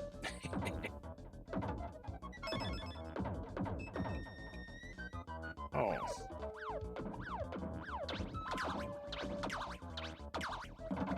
This reminds me of, Oh, David fell off the ledge! What is this thing called, the blocks like this? Because I've seen this. Remember MXC? Remember that show? They had to hit it with the hammer. Or not MXC, this was the Unbeatable Banzuke.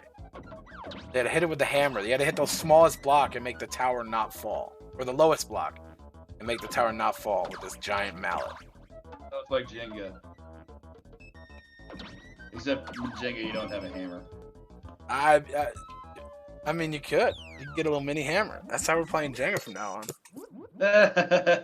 One swing, you can't, partial swing. You just gotta pop the piece and don't knock the tower down. Every game of Jenga is done in one turn.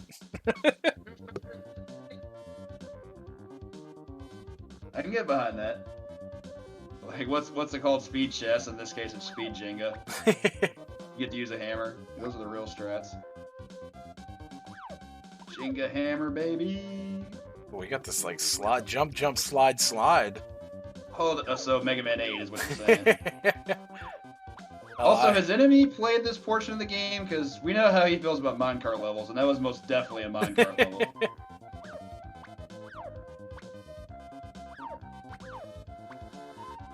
We've seen at least one more of those today through DKC. Yeah, I think we'll see part of it because I think most of them are mostly skipped. Just saying, because the minecart levels are so much fun. They are really fun. I know at least one is definitely skipped. The other one, I can't remember. It's been a minute since I've watched it speedrun. I'm gonna be a little careful here with those floating bubble guys. Today. What's up, Coach? Appreciate you stopping by. Okay, so up the stairs. Oh. Might be at our finale here for BMAC. Looks like Robotnik's got it. This is like a Robotnik machine here. With his oil can hairy mustache.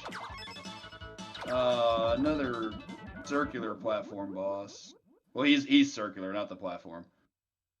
Nice hits there.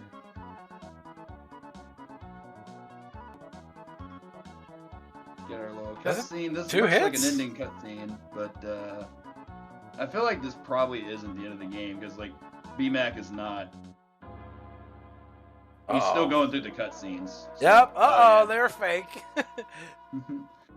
Ruse. They hit that low note there, and it was like, now you know it's bad. It was me all along. It's me, Austin. Heck yeah, got him. Best part of that is Jim Ross. Oh, son of a bitch.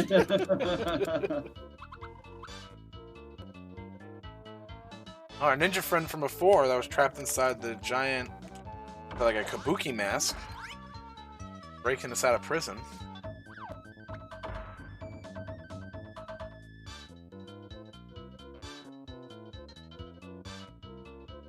I think David has to farm some money. I think that's what's happening here.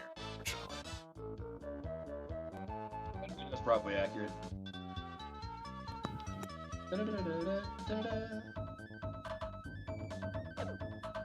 Escape plan going ham on the lantern boss here.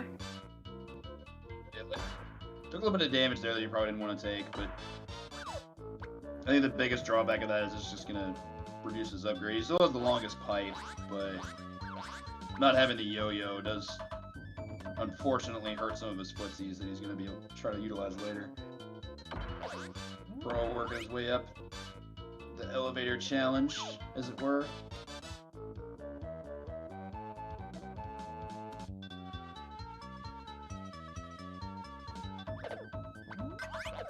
I think we still got BMAC in a fairly decent lead here, though I don't quite know what the gap of it is. Yeah, I think it's getting a lot higher since we're having to farm money here. That's also valid, so you can take a pretty substantial lead here.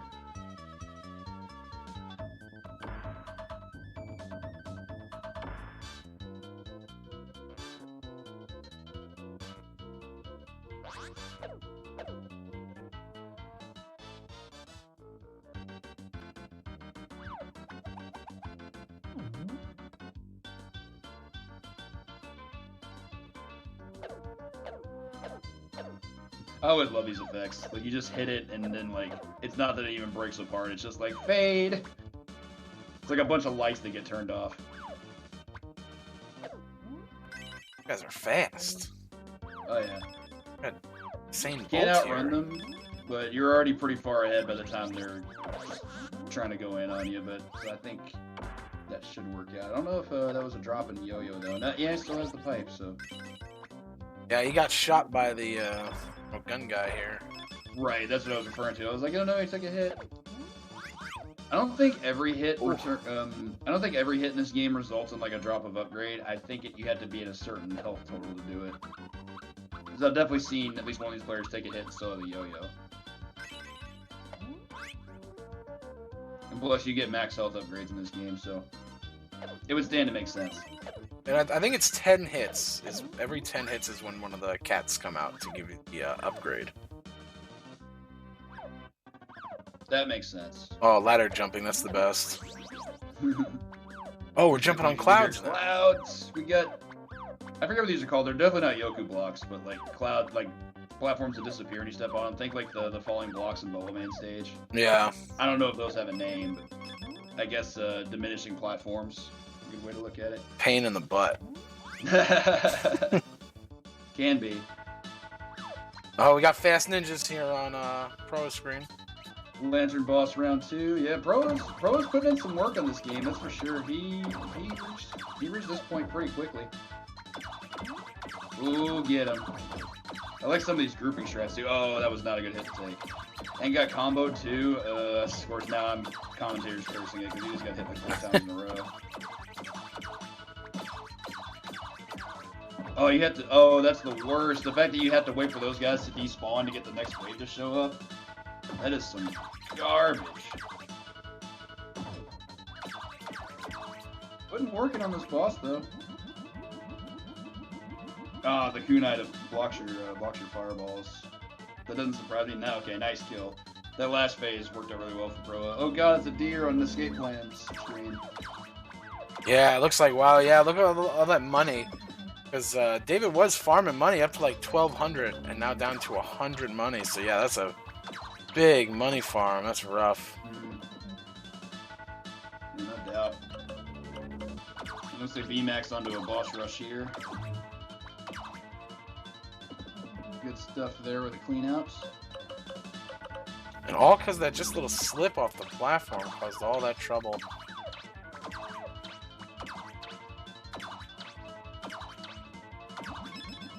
Love the active hitbox abuse there. Like stuffing out a hit stun with another hit is always incredible.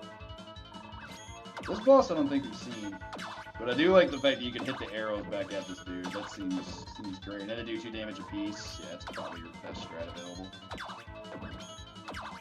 And you can spam just the far left pixel to make sure that it manipulates correctly. You can get those hits in. That's pretty good. Well, actually, maybe not that one. That one was a little too far to the left, so he didn't take the chance. Yeah, I missed the hit on him, so I didn't get to push him back.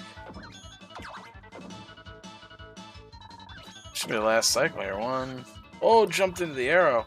Not want to take that hit. Now he's got a smaller weapon. That's not good either. Nice block. Oh. Yeah, it really messes up the timing there. There we go. Apart pretty quickly. Yeah, one more hit though. There you go. We got phase 2. Homeboy's mad that you beat up his cat. Oh, you can hide in the corner. I love it. He has taken hits during the roll, so that's pretty big. Which is weird because you would think that a boss that goes into this kind of stance or an install would just be invincible the whole time. Yeah, he is soaking up damage from these coins. That's really nice that you can just hide in the corner. Getting your slide formation in your set.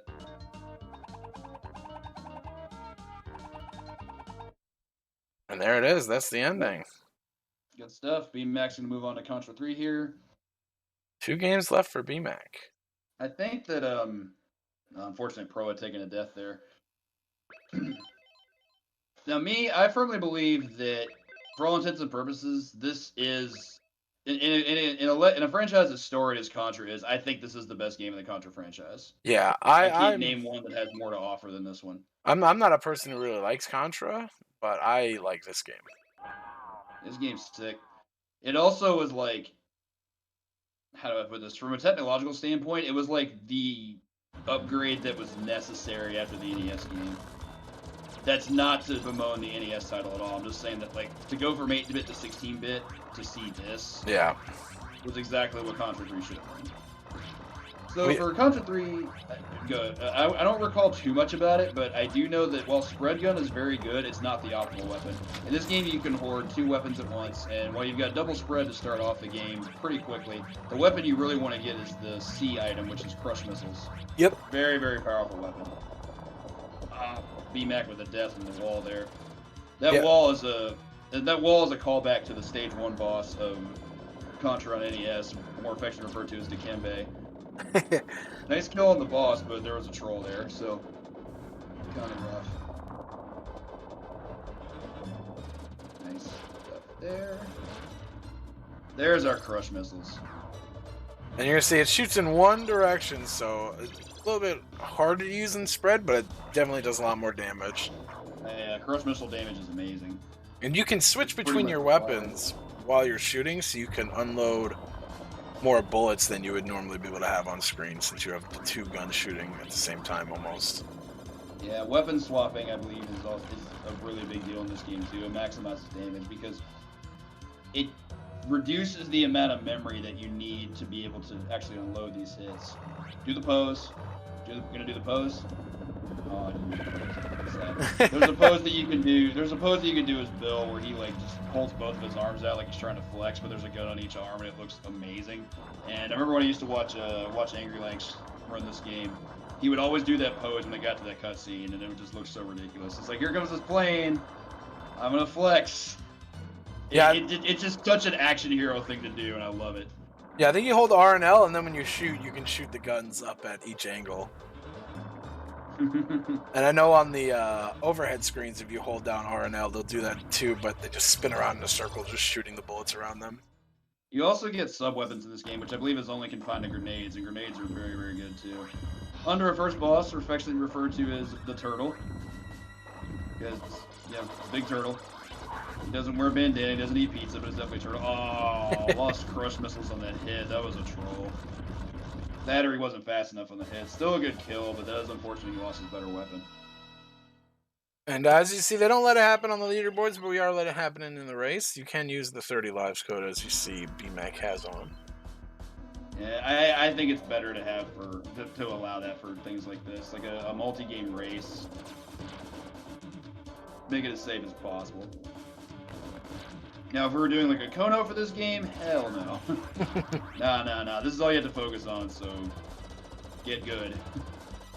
So for stages 2 and I believe 4, this is where the game decides to adopt mode 7 into something, I wouldn't say unique for Contra, even though it definitely is, because Super C had stages like this, but the major difference with Super C is that you only went vertical, like you can only go up or down. Whereas in Contra 3, you can use the L and R triggers to turn side to side. And of course with the boss, that actually becomes a really big deal too. You know, this guy, get your double weapons going. I always get weirded out avoiding that hit. I know there's a way to do it, but I mean, and BMAC just showcased that perfectly, and there's a way to actually do it. But every time I look at it, I'm just like, how are you just not getting just blown up by that? That hitbox is just so big.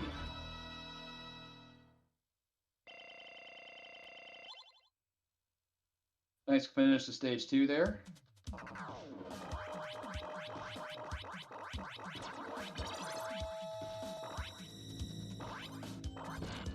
This stage to me was always fairly prominent for having some pretty amazing looking bosses. This is where the infamous wall boss is encountered. It's at the end of an auto-scroller. I also love these like flying enemies.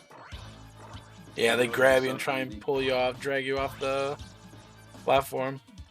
They also just have such a cool looking death animation. They just kind of just spiral downward and just vanish.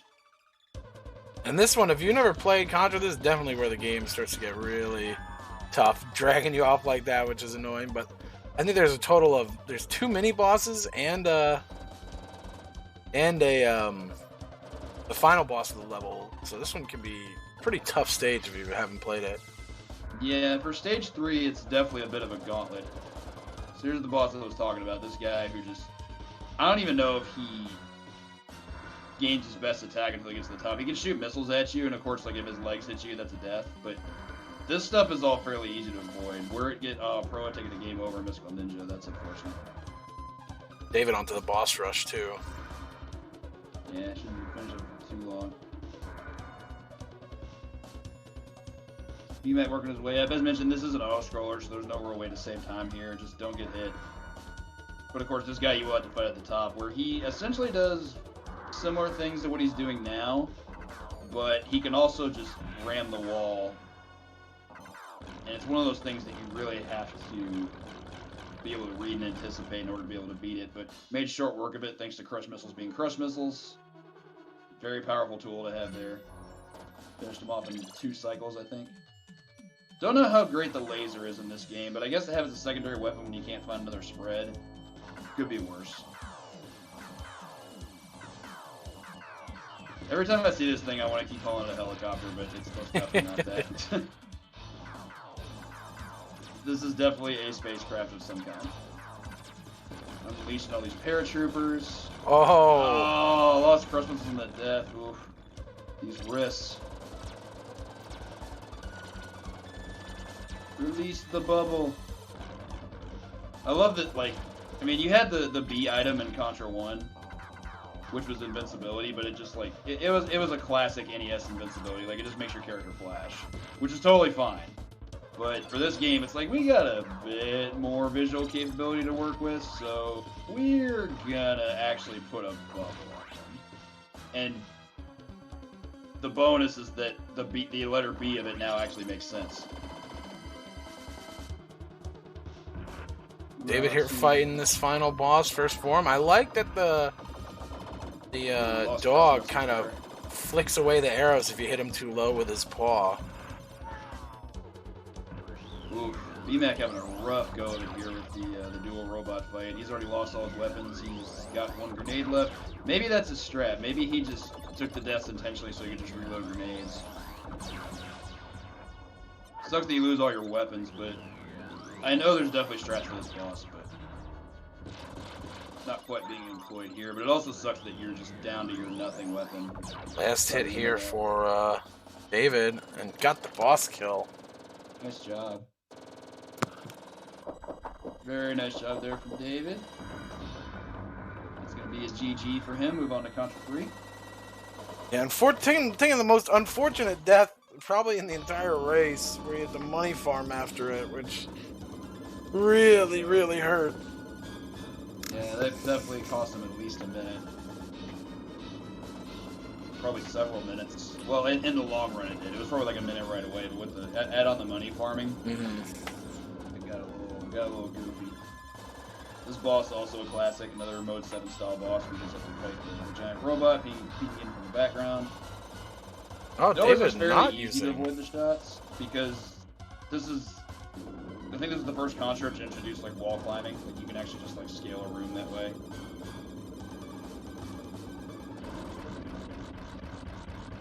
I wonder how David is at Contra, not using the 30 lives code. Did go set the lives to 7, but yeah, he went maxed out on lives without entering your code. But yeah, that makes me wonder for sure. Another auto-scroller stage here for BMAC. Really cool little biker stage. It's really fun to look at. Like, it's just so fast. And I think that's a big part of the challenge of the stage. If you're doing this for, like, if you haven't done this a lot, like, having the stage move this quickly can be a little bit intimidating, but with enough practice, it's just like any other stage. Oof, David taking the death there, lost spread, but he did retain crush missiles. Using lasers as backup here. It's generally considered a pretty smart tactic for a race type of environment to keep with your secondary weapon if you have access to one. Because when you take a death, you only lose the weapon that you're using. So if you're using laser and you take a death while you have crush missiles as your backup, then you only lose laser. So that's the big risk of like having crush missile out during dangerous segments. If you take a hit, you actually do take it. You will actually lose your weapon. You don't really want to do that. But it's There's a definitely fire. something to consider. I like the fire weapon in this game. Oh, flamethrower's gas. I love watching flamethrower in this game. I always felt like more Contra games needed flamethrowers. Like, yeah, I know Super C had the fireball gun, and that gun's amazing. It's the best gun in that game. There's something about a flamethrower that is just so ridiculously satisfying. Of course, as soon as I say that, he takes a death and loses flamethrower. Oh no, lost spread too. God, these demons are just getting him. Pretty good use of the grenade there, I think.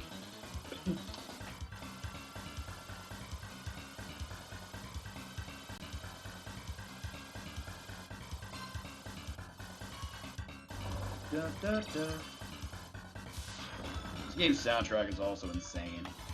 Like, I could listen to the stage 1 theme anytime. Escape plan finishing up the dragon boss there. So doing good, making a good work of Mystical Ninja here. See, the thing about flamethrowers in video games is...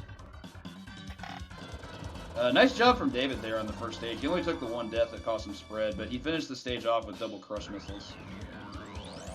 So it's going to put him in a pretty good position to start off stage 2.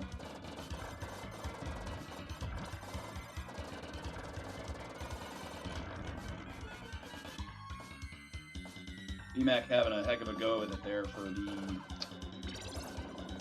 the helicopter boss. And now here we get to probably the most infamous boss in any Contra game. Yeah, this is a really cool boss. So cool to look at. Like this is action movie 101.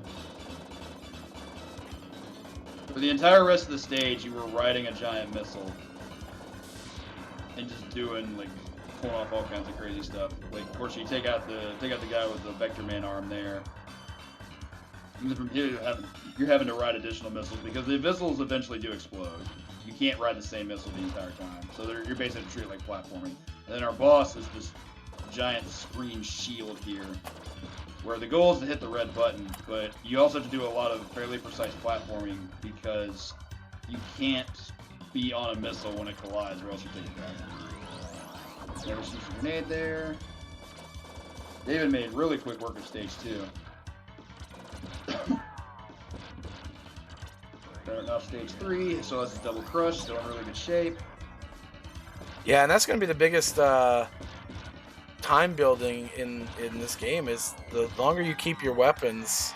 You know, having to fight a boss with the regular gun, it's just you can end up losing a lot of time just from something that maybe doesn't seem huge, but it ends up being really big. Oh yeah.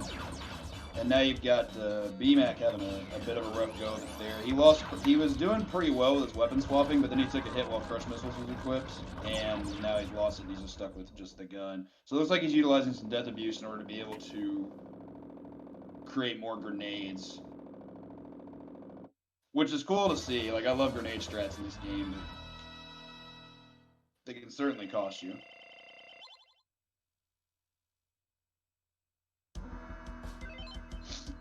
Alright, on to... It's actually stage 2 and 5, my mistake. So stage 5, we're going to have our second mode 7 stage, all overhead. I forget what exactly the quicksand does. I don't remember if it's like a transport or a death, but as I understand it, it's generally best to avoid. But it also has they also have conveyor belt mechanics.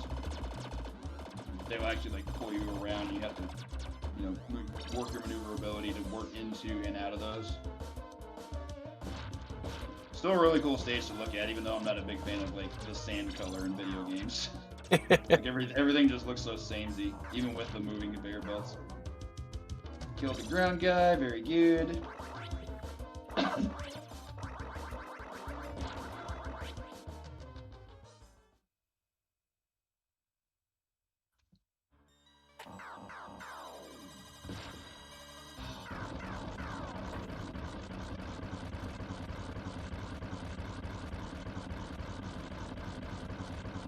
Man, short work of that Hawk turtle. VMAC.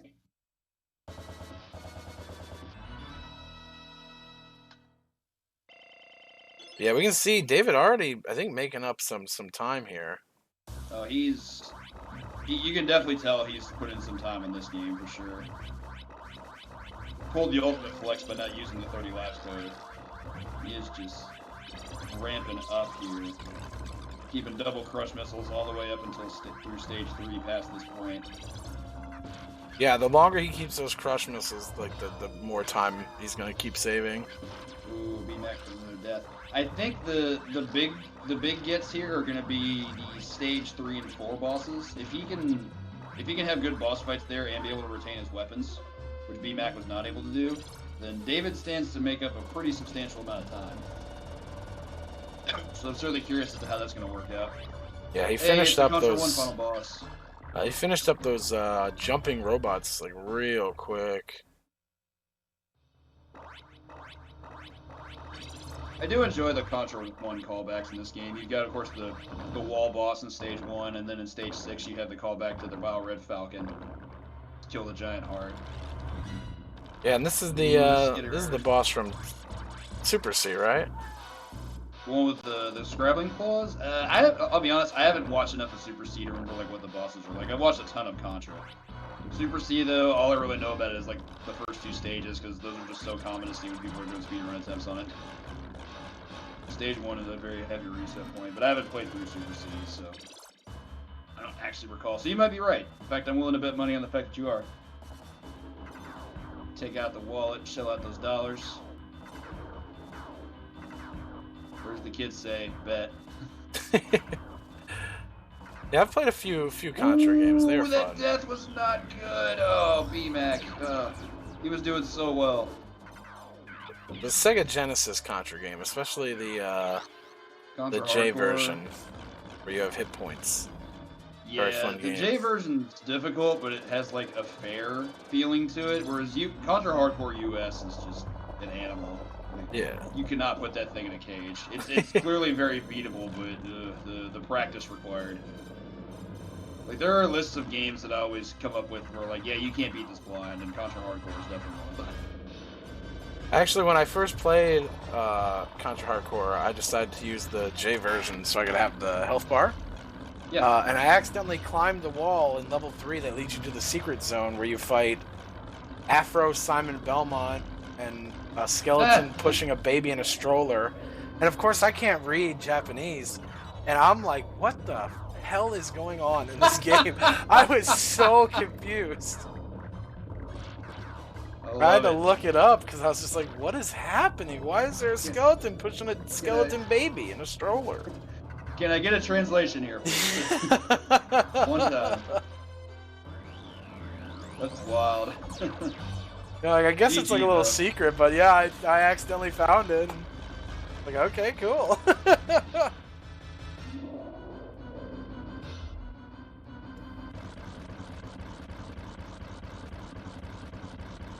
Nice finish there on the boss. Unfortunate for BMAC, they did the flamethrower there. David, working his way to the stage 4 boss, still has double crush missiles, so he's doing very, very well here. Escape Plan moving on to the first one with the final boss. And Escape Plan doing really good in Mystical Ninja. Yeah. Oh, yeah. Pro started off doing really well, but then that game over happened. BMAC finishes it off, so it looks like we're going to move on to Donkey Kong Country. Yep, final game of the list here. Even though he had a worse overall Contra 3 performance than David's going to end up having, the lead that he gained in Mystical Ninja is going to be a big determining factor in whether or not he is able to maintain the win. So on to one of my favorite games on the SNES growing up. I only owned 6 SNES games as a kid, 2 of which were for the Super Scope. Those being the Inbox Super Scope game and Yoshi's Safari. So out of the other 4 games, Donkey Kong Country, outside of like maybe Turtles in Time, is I think the one I put the most time into. Like I love this game so much; it's so much fun. I am sad that since this is a speedrun, we're not gonna see the Donkey Kong humping gray Donkey Kong glitch. I make sure to do that every time I play the game, just because I have to. I have to make people know that it's a thing.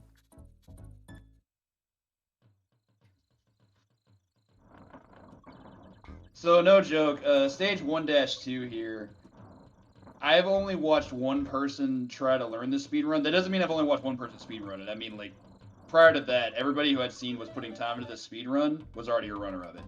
Whereas I watched one speedrunner put actual time into trying to learn the game, and I think they spent a good hour or 2 on just this stage alone, just to make sure they were getting optimal movement. So this game, or this stage in particular, can really mess with you.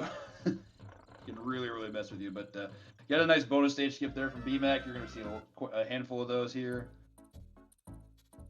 Moves on to a little bit of one. I don't know if you say 1-3 or 1-4, because 1-3 is just Cranky, and Cranky doesn't do anything in this game. He's there strictly for flavor. And of course, with Diddy being the ridiculously overpowered in this character in this game that he is, they kind of didn't really think about what to do with his cartwheel, because with cartwheel, there's so many things it can do. You can essentially infinite the cartwheel in some cases by getting hits. Like if you get a hit with cartwheel, you can just keep going with it and be able to maintain momentum that way. And sometimes that can even lead to like air travel. And it just looks so ridiculous. In addition to that, it has a really good hitbox and it's really, really fast. Even initially. Buffered, so I refreshed and it ended up going back in time a little bit, so. That is kind of weird. Hopefully we get that back on track.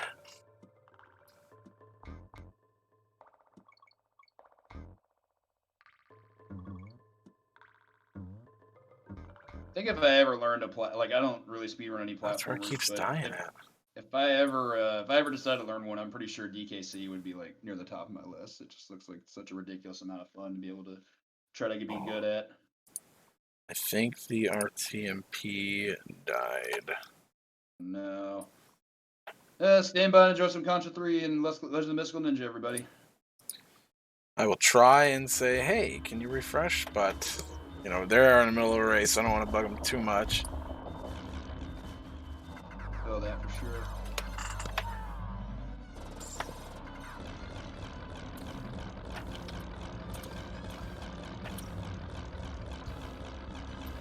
I had a sneaking suspicion something was up when it reset back to stage 1-2 on capture. And I was like, that's not where he is. And then it started buffering at the same exact place where it started to before. So gross. Meantime, enjoy the still frame of Diddy just kind of just hanging there in the air. I'm not sure exactly what the answer was. It said, did your internet die or just the stream? Yes, was the answer. So your internet is still around, right? I hope. That's what we're hoping. I can still hear you. So oh, me? Yeah. Oh, no, yeah. Oh, you I were was talking asking... about BMAC. Okay, yeah. okay. I was so confused. I was like, but the relay is still going, and we can still see. Yeah. So if it's his internet issue, then yeah, I get that. Very unfortunate though.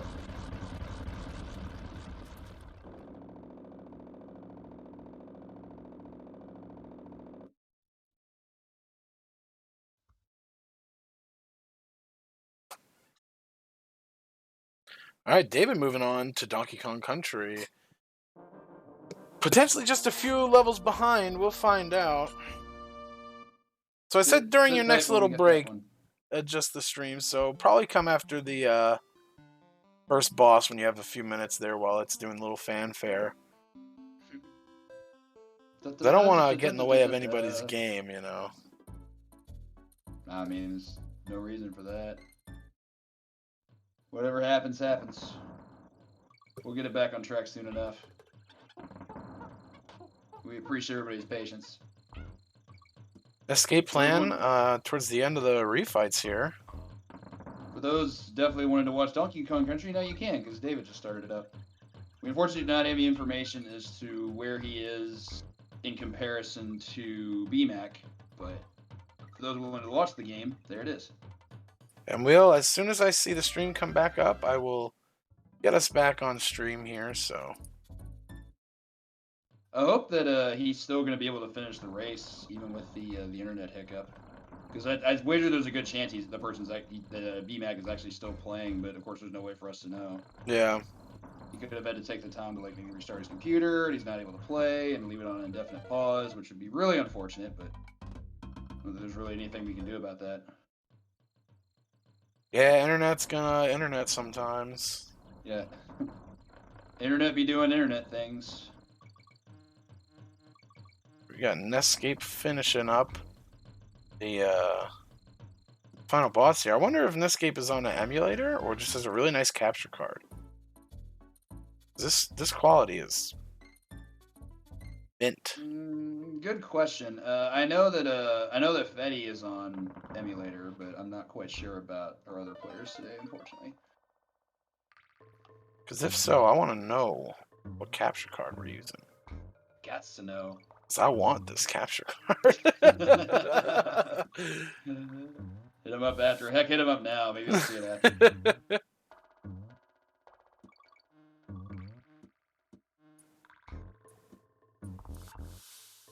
Okay.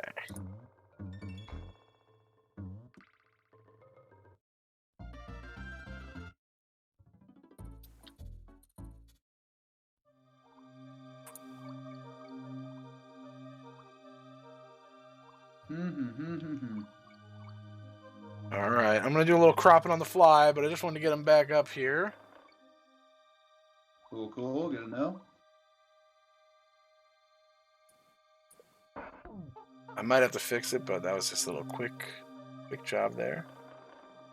David getting the pleasure of getting to soothe us with the sounds of aquatic ambience. Yeah, we're gonna switch the sound back, but we are definitely gonna wait until after this stage. Priorities, man. Song's too good. What's your favorite song on the DKC1 soundtrack? Okay, Ambiance is up there for me, but I'm pretty sure my favorite is Fear Factory. Like, that song just bumps. Yeah, I think I might have to go with the Gangplank Galleon.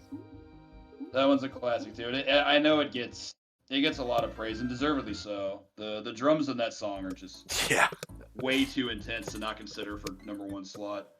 And when the style starts changing, GG Netscape. When the style changes, it gets in that more like heavier. Oh, God, it's so good. I agree. Yeah, it's gas for sure. Oh, I hit the wrong button. I'm sorry. Oh no. Hit refresh instead of active audio. Here we get a big old skip. This is such an interesting stage to see in a speed run because the sequencing you have to do to be able to switch back and get this massive skip with Donkey is really something. You have to be able to roll the tire all the way back, and then here you are at the end. Saves a substantial amount of time. Plus, you get the iframes to go on through that wheel. So that's always cool.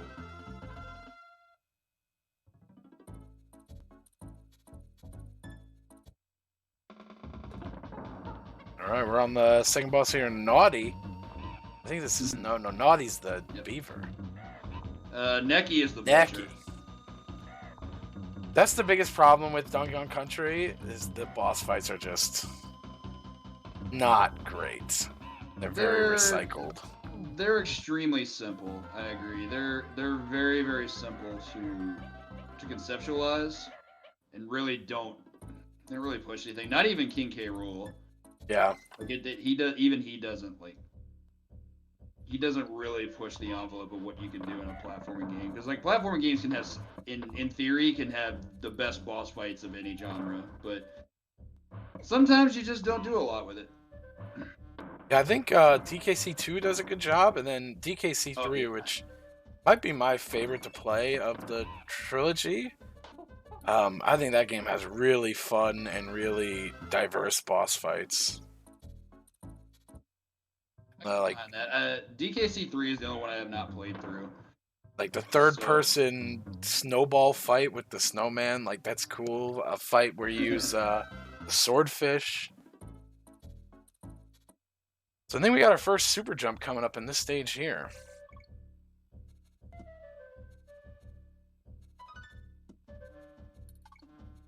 Oh, we didn't grab the ladder. B-Mac with that death, that's unfortunate. Unless you're rooting for David, I guess. Rough beats nonetheless. This is also a great song. Like, I'm a big fan of the Forest Frenzy song. Treetop Rock is great. This game's entire soundtrack is just ridiculous. Like, Oh, it's David buffering Wise, right when the super jump happened. No. Oh, we did get the super jump. Sweet. Spoilers.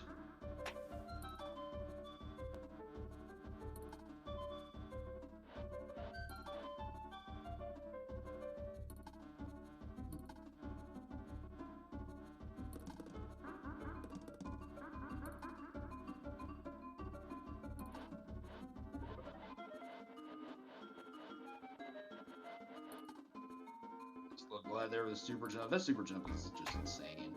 Like, let's give an entire stage and go.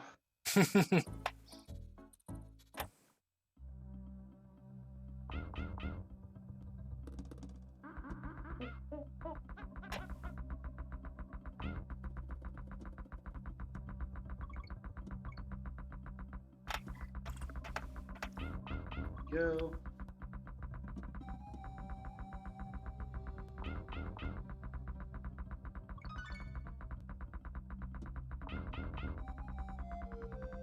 Death.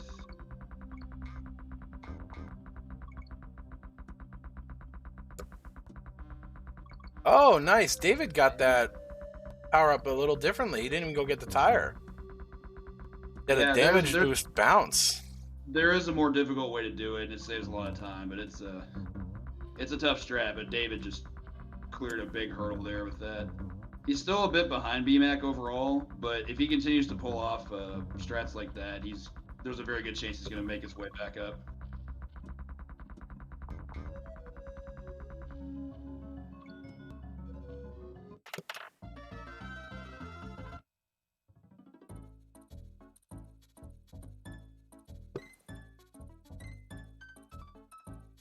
Alright, now we're going to funky flights back to level 1. I forget the purpose of this. Maybe you can explain that. Yeah, so what it does is, in this first level, if you hit the A button right when you hit the corner there, oh, missed it. I'm going to keep trying it right in the corner where the cave sign is.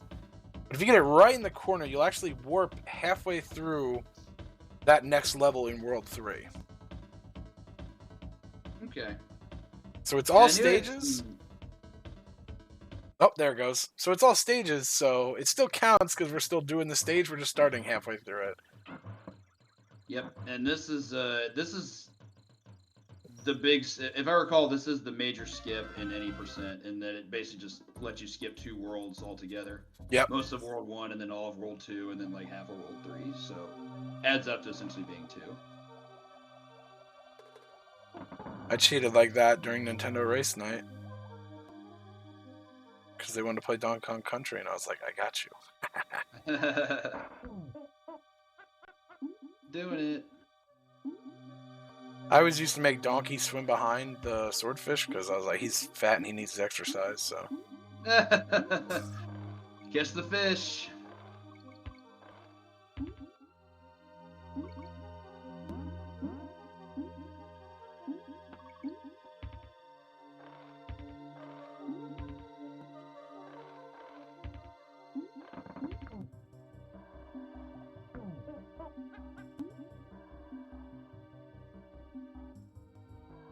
You know, we'll have to do Joe and Mac next year, and then the year after that we can do all the sequels. So we'll do Mega Man X2, Donkey Kong Country 2, Yoshi's Island, Joe and Mac 2. Find some other 2 game in there. Are there any other sequels for any other games that have been in these? Conquer didn't have another SNES title. Let's see. Yeah, I was trying to think, but Mystical Ninja did not have a sequel until the N64. What other games were in the first one? I'm drawing a blank now. Tetris Attack. Is there another Puyo Puyo game in Japan, maybe? Possibly, but I don't. Shoot, I don't remember. I don't follow like. I don't play a lot of the Puyo Puyo titles, so I definitely lose track of things like that. So I'll take a big my bad on that. You And I'm trying to remember all the stuff that was from last year. Like you had Turtles in Time, Mega Man X, SMW. What were the other two games last year? It was Tetris Attack, as you mentioned, and what was the fifth one? What's the fifth? Colin was like, you would ask that. I I'm won trying the to race. I restream. should remember. Funny. The first game was Tetris Attack. Then I think the second game was Turtles in Time. And the third game was something. Fourth game was Mega Man X. Fifth game was Super Mario World. It Oh, was Star Fox. There you Star go. Fox. Oh, Had- Star had to Fox go 2. look that up. Yeah, that's playable now too. Like, I mean, you can already play it on flashcards, but like anyone who has like a SNES Classic can play it. It is legal and available. There it is. It's going to be a very long sprint. X2, Yoshi's We got a Island. list working. Ooh, that would be a very long list. Thankfully, I've got a not even a good time, but I got at least I'd have a semi decent time at X2. So I had to put all that time into Super Mario World 2. Miles, Yoshi's if Island you're is a listening, hell of a speed run too. I still want my cart back. I mean, I'm not here to call anybody out, so I'm gonna leave that to you. I'll never forgive you, Miles. Said, let me borrow Super Mario World. I'll let you borrow a game. The only game he had that I didn't have was Toy Story. Sure. And then he moved. Away like 2 days later. Yeah, I would probably not be okay with that trade either. But I also have like a great dislike for Toy Story on SNES. I just don't enjoy It's the not game at good. all. No, I Maybe just the think worst like, Disney game on the console. I just think like, man, like yeah, that's fine. I don't care. It's just for like a week or whatever. That's fine. But then he moved away, and I was just like, wait, now I have Toy Story, but I don't want this. 20 plus years later. Yeah, I'm still traumatized. My mama was pissed. Yeah, I would be too. I remember that would have been significantly worse once upon a time before Yoshi's Island became playable on flashcards, because it wasn't always. It is now, but Yeah, I got it from a friend's shop for like $27. I guess that would have been around like 2015 or so. And then I went to the flea market after I spent a bunch of money there, and they had a copy of Final Fantasy III for $45. But I didn't have enough money for it since I spent all my money on Yoshi's Island, and I was like, damn, I should have come here first. Yeah, that's a big gross for sure.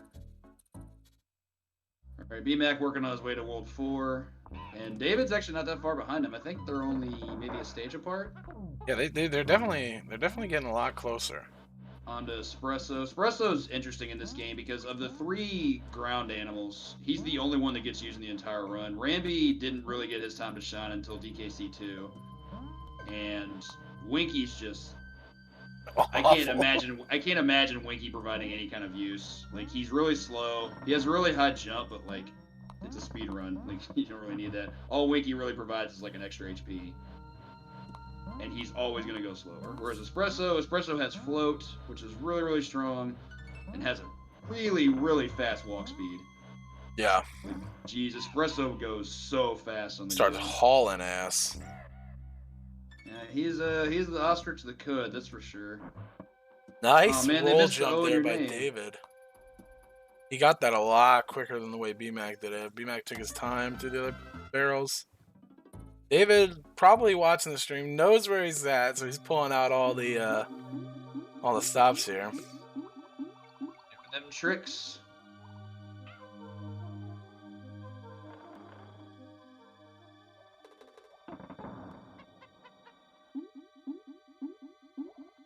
Underwater. I always hated this underwater stage. You have those squids moving like with blooper style movement. Yeah.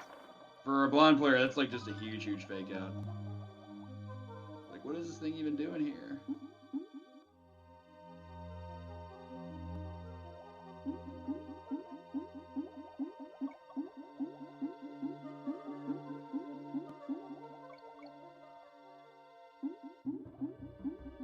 Ooh, just right over it.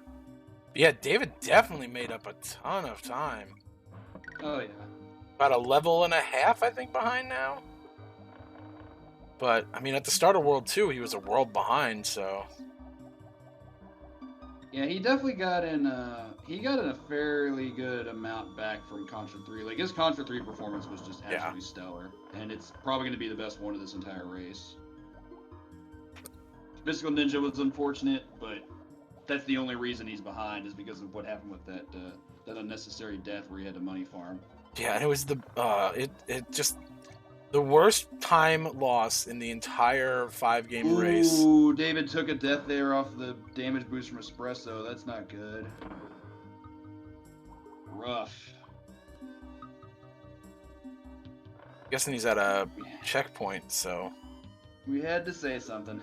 Yeah. Commentator's curse, everybody. You're welcome.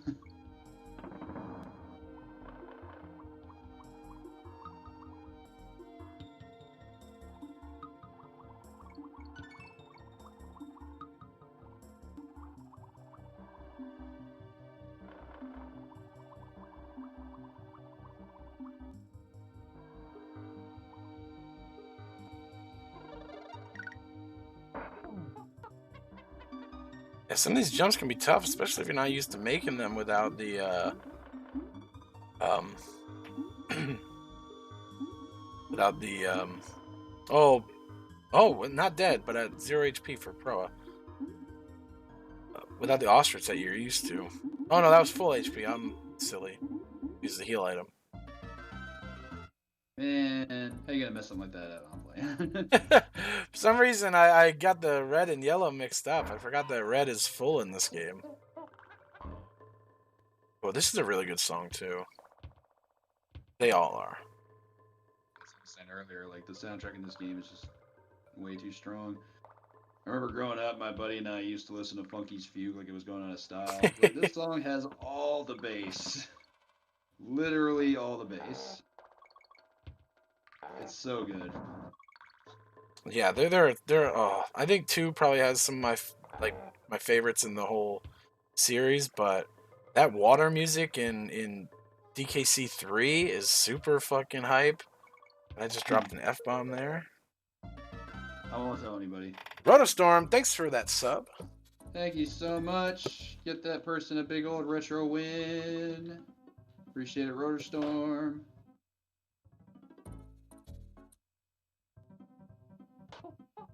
Ooh, the treetop rock. Love this track. Yeah, and this background, this is probably my favorite in the whole game. Like, I just love all the houses and stuff back there. The color blending is really good too. Like the light blue with lavender. Like that looks amazing. It looks super duper amazing.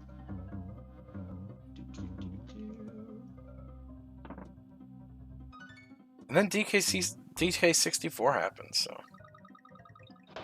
Oh. Yeah. Oh, BMAC taking a death there. That's probably gonna be about the equivalent of the death that David took, though maybe not quite as bad. But they both hit checkpoints, so that'll be a pretty big deal for both players. BMAC getting hits having to use Donkey for a little bit here. Don't play Donkey. Play Donkey, you're dead. Never forget.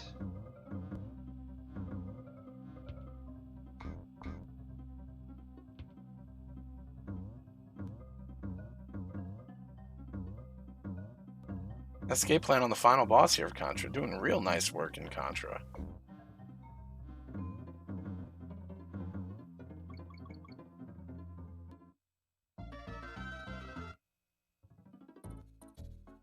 Yeah, so 2 levels I think is the difference right now. With death being very, very easy to come by in this game, pretty much anything can happen. I don't know if that hit that BMAC took on the boss there was intentional or not. I would wager it's probably not, but I mean, like, the second form of Naughty has a ridiculous amount of iframes, so he probably just mistimed his jump if I had to wager. Yeah, either that or is a good way to get Diddy out in front without having to use the select button. Because he'll get Donkey right back coming up in the next level. And these last 2 worlds, they are very tough. Well, you can also, in this game, don't forget, you can also tag by using A. Mm-hmm. It wasn't until DKC2 that they got rid of that because you know, they had to do the, I forget what it was called in DKC2, but like it's basically like the double team where you like. Yeah, I them think out. A did the team up, and then Select did the swapping Did the in tag. BKC2. Yes, exactly. That's exactly what it did. Yeah, David did that world without the light. David went ham.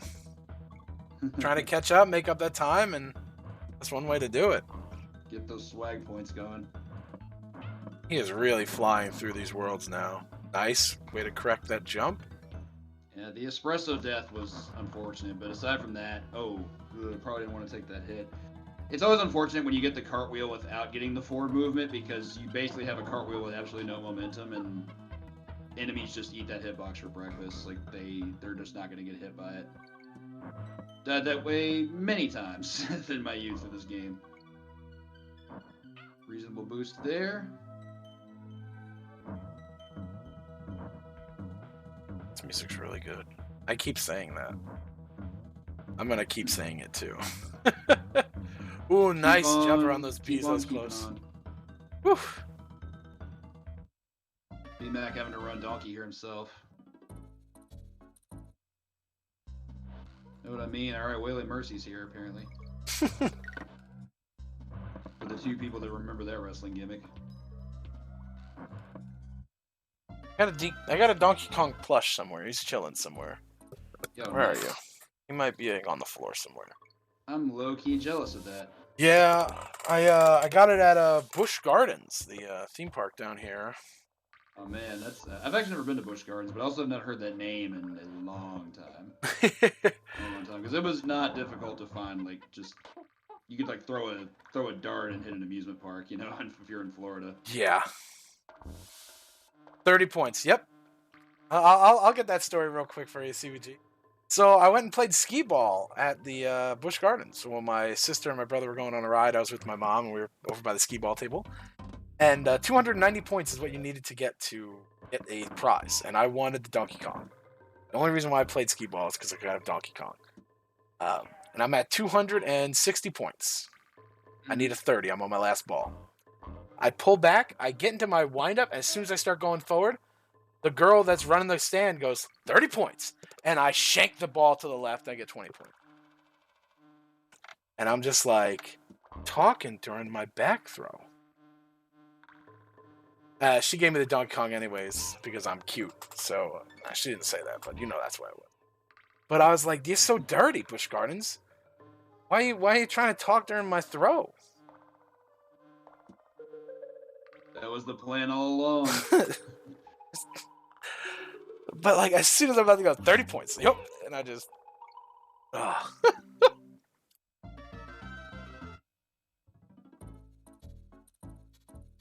I was gonna just be like, "Yay, I'm gonna give you $5. You give me the Donkey Kong." Like that's how this is gonna work. I'm not leaving here without the Donkey Kong, and I'm not playing any more damn skee ball.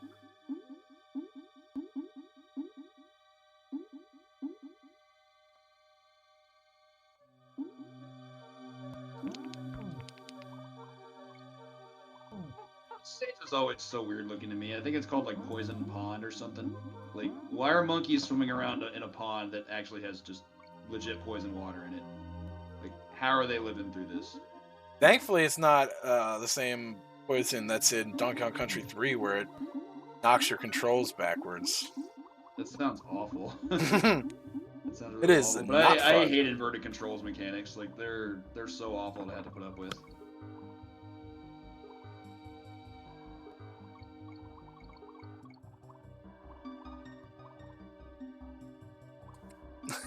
Thank you, CVG. It's a good story.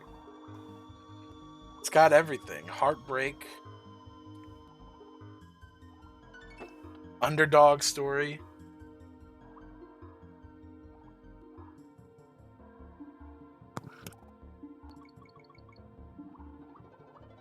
Redemption.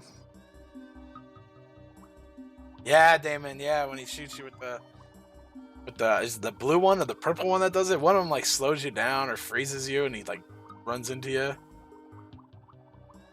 Yeah, here we go. So BMAC did lose on guard, so I think David could make up time if he doesn't. It's a little bit behind that for sure. All right, minecart Move time. on to our minecart stage. Oh, are we gonna get it? Yeah, there it is. Yeah, this is oh that death though. Missed the timing. This is absolutely one of the more ridiculous strats in this game. You have God, there's just so you take the damage boost. Was he just You going regular? lose. Yeah. So that he's just going with the backup strat where you play through the stage. It seems. I mean, that strat is really really hard to do correctly, and of course if you miss it, you take a death and you lose a lot of time.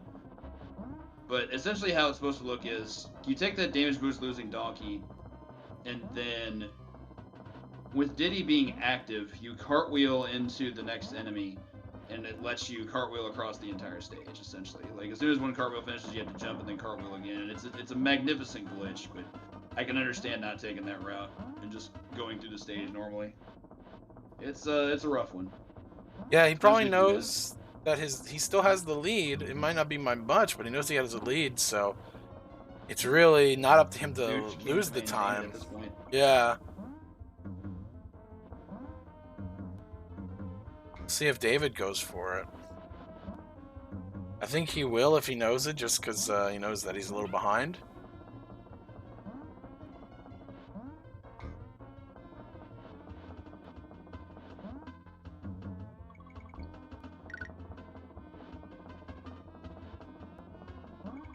Yep, walks off into the minecart. That's the first part to set that up. Let's see if David's able to get it. Definitely getting further than BMAC did. If he's able to pull all this off, he may make up a pretty decent amount of time. Yeah. Yeah, he ended up, BMAC ended up jumping early out of his, so like he kind of got to a point where he couldn't really jump because he would have jumped right into the bird and just would have died anyways. Nice, hits the halfway barrel there. Point. David just styling. So yeah, everything I was discussing. Oh, he landed in the minecart. Commentator's curse for sure. So what you saw up until that point, that's what you're trying to accomplish in this stage with Diddy. Except of course you don't want to hit the minecart because that just completely kills your momentum. Unfortunate. And the end half of this game is this whole race. We're still this close, 2 hours and 20 minutes in. It doesn't ever hold back. Like for the last two worlds, yeah, this game gets completely bonkers. Both as a speed run and as just like a casual play. Like it gets silly. Yo, shout out to DJ Easy in the chat, providing us with some tutorials on how to do a lot of these tricks in Donkey Kong Country for the sprint.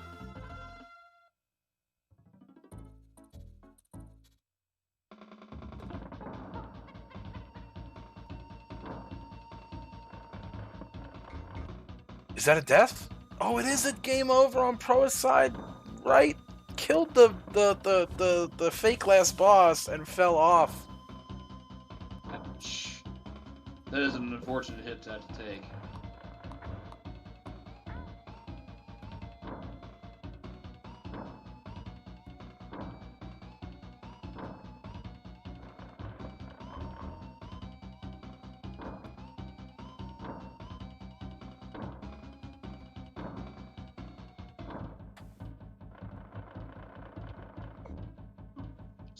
Here with the barrel boss. If I recall, this is one of the only parts of the game where you're actually supposed to play as Donkey, like optimally, because he can kill the enemies that pop out from the barrel faster than Diddy can because his jump is better. His jump kills any enemy there in one hit, I believe. And that's especially important against the armadillos, because I don't think Diddy can kill armadillos in one hit ever, especially if they come out in roll formation. Because like you can cartwheel into them and stun them, or jump on them and stun them, but it doesn't kill them. Whereas Donkey can just jump on them regardless of his stance, and that finishes them off. So we got BMAC moving on to World 6. This was legit. This was one of my least favorite stages growing up. I did not enjoy this stage. Like, this is still one of my least favorite stages. And I don't think there's any way to like truly speed it up in the speedrun, especially not to a substantial point like you can with like Minecart Madness, you know.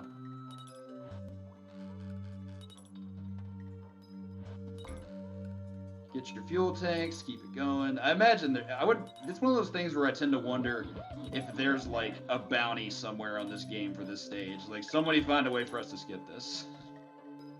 Just because it's like it's an auto scroller that also is not an auto scroller because you have a lot of work to do. Really makes me wonder.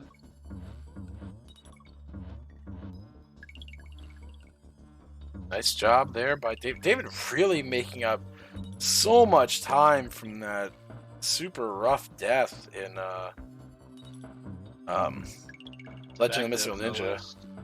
Oh, you meant from that? Okay, I thought we were talking about in this game. It's like, yeah, he took the death where he landed in the minecart without the and losing cartwheel momentum, and then he died right after that when he popped into the minecart and got hit by a bee. My mistake though. I thought you were talking about this game, not Legend of the Mystical Ninja. But yeah, that was really unfortunate. It still is unfortunate, but the next two games for him have been quite baller. Yeah, and at the start he was an entire world behind starting World 2, and now they're on the same stage. Like, this is a great race. But yeah, David taking the worst death in the entire 5 games of this race before and coming back like this, really nice. It's really going to be a nice showdown here for these last 2 worlds for the 2 of them.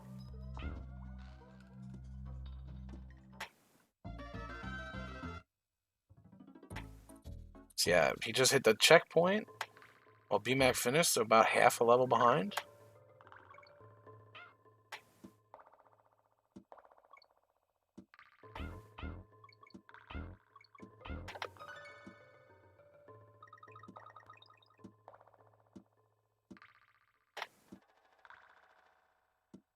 Yeah.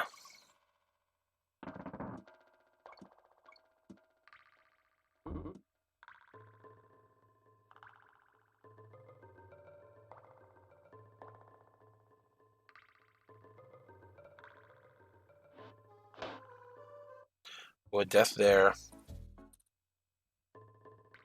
That's there for BMAC, but at least he's got the checkpoint. That'll help.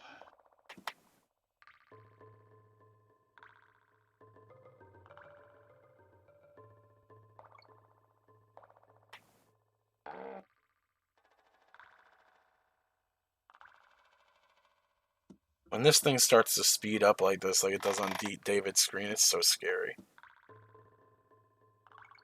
And then those jumps there are so scary. So much going on.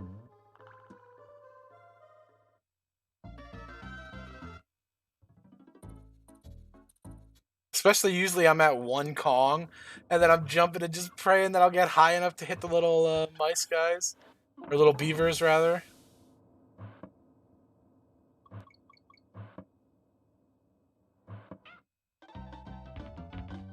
Oh, yeah, stand up a little cartwheel thingy here.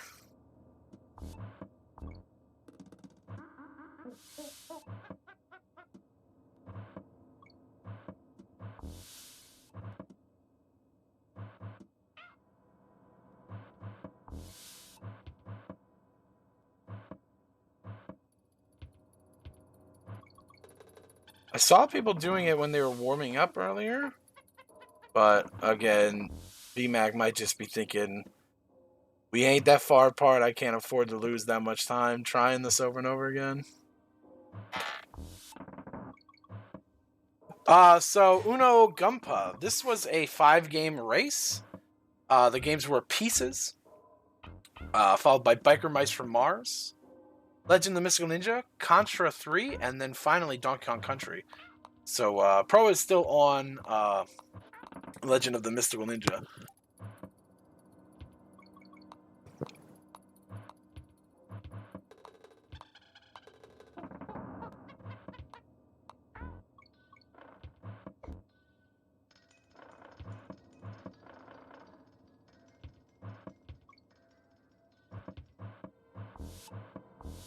Stage is always so crazy to me with the vines through the vines through the mines, I guess we can say.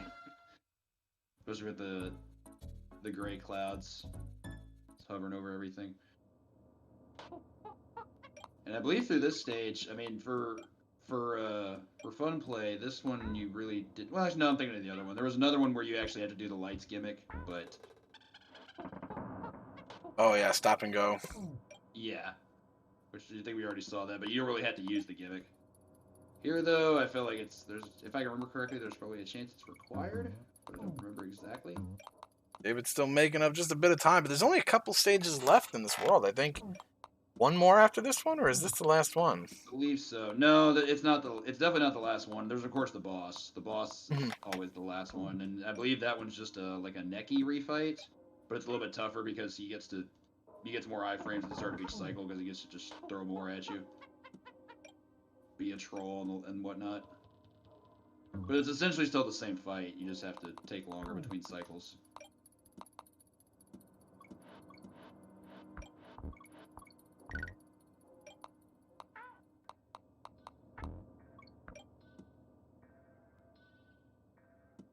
Oof.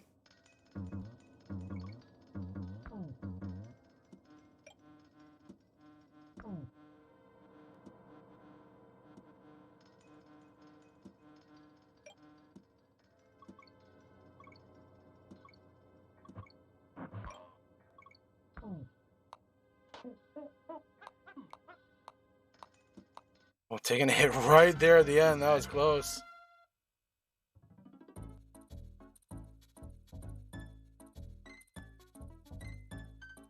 Oh, he's going back a couple stages.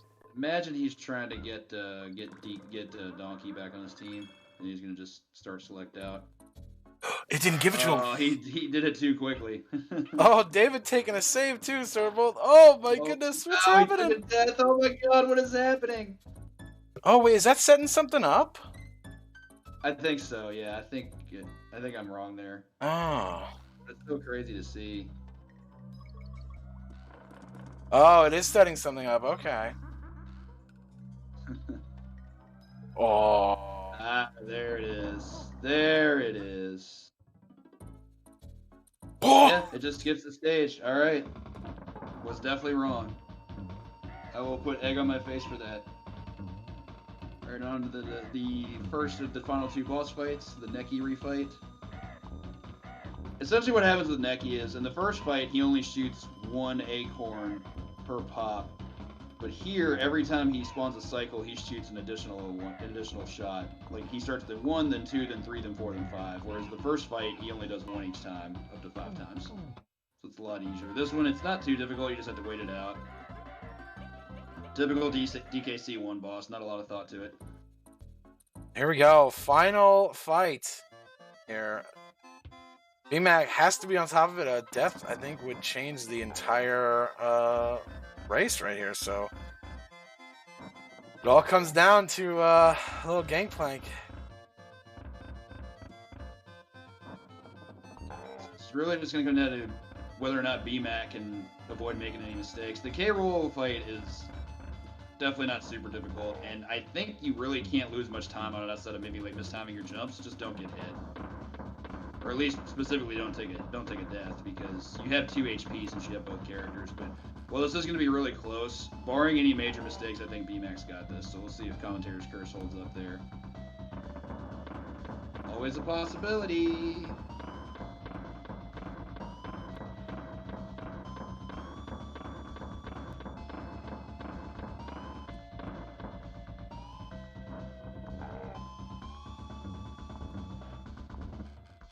Pretty standard thing though. You've got the 3 cycles.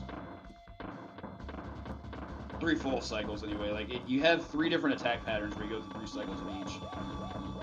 First one involves... I was just trying to remember. Oh, it's just him just running across from side to side. Then the second involves the cannonballs. And then there we have the game, question mark? Have a look at the credits and then figure out whether or not you think this is the end of the game.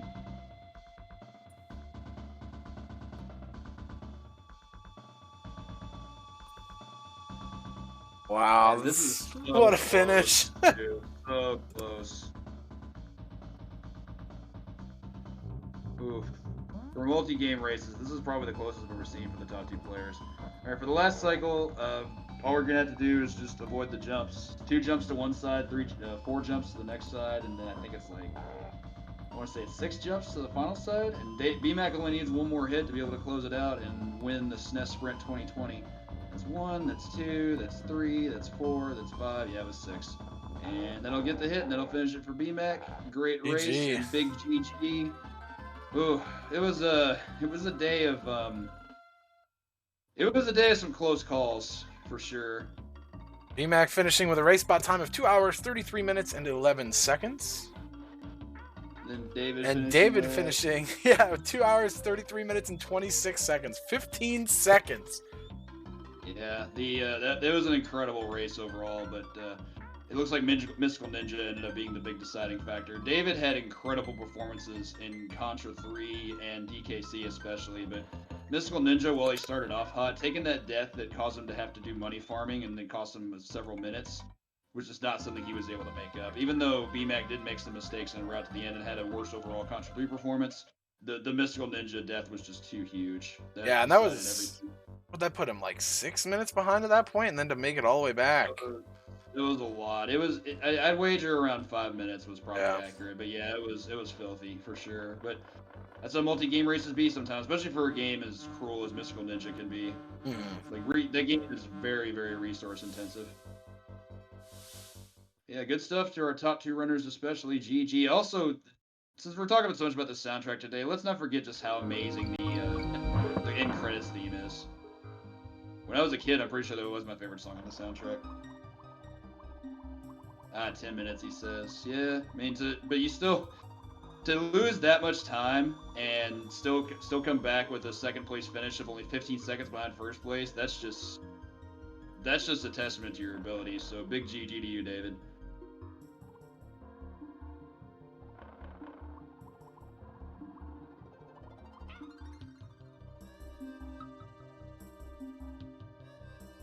I'm gonna get them in here, I think, into commentary and talk to them a little bit about how their game went. Sounds good to me.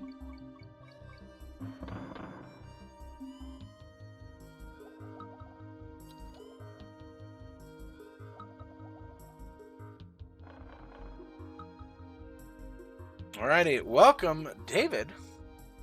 Hi. So, after further research, I think I can conclude that Goemon is still my least favorite game. Yeah, that was really unfortunate. Alright. But it made for a close finish. And, I'll take a close second place over a blowout first any day. That's much more entertaining. Yeah, 15 seconds. To only be separated 15 seconds after 2.5 hours is just nuts. As I mentioned before, your Contra 3 performance was spectacular. It's gonna be the best of the entire race, unquestionably. Like, it was so strong. Yeah, you really nailed it. You got the double crush missiles, and I don't think you ever took a single hit after that. Like, I remember just watching you breeze through the stage 3 boss, and I'm like, well, BMAC definitely lost a lot of time there because he took the 30 lives code to be able to just utilize a lot of damage boosting and make sure he could just be safe, but he was losing time because A, taking death, and B, losing your best weapon. But you blew through that game. It was amazing. Yeah, Contra 3 is actually the game I spent the least amount of time practicing for this marathon. And that's just because I'm able to beat it on normal, so I didn't spend a lot of time on easy because it was, it was easy. Let's go ahead and grab BMAC in here as well. Hey, BMAC, welcome. Congratulations. Hey, GG! Hey. Welcome. Yeah, big high five.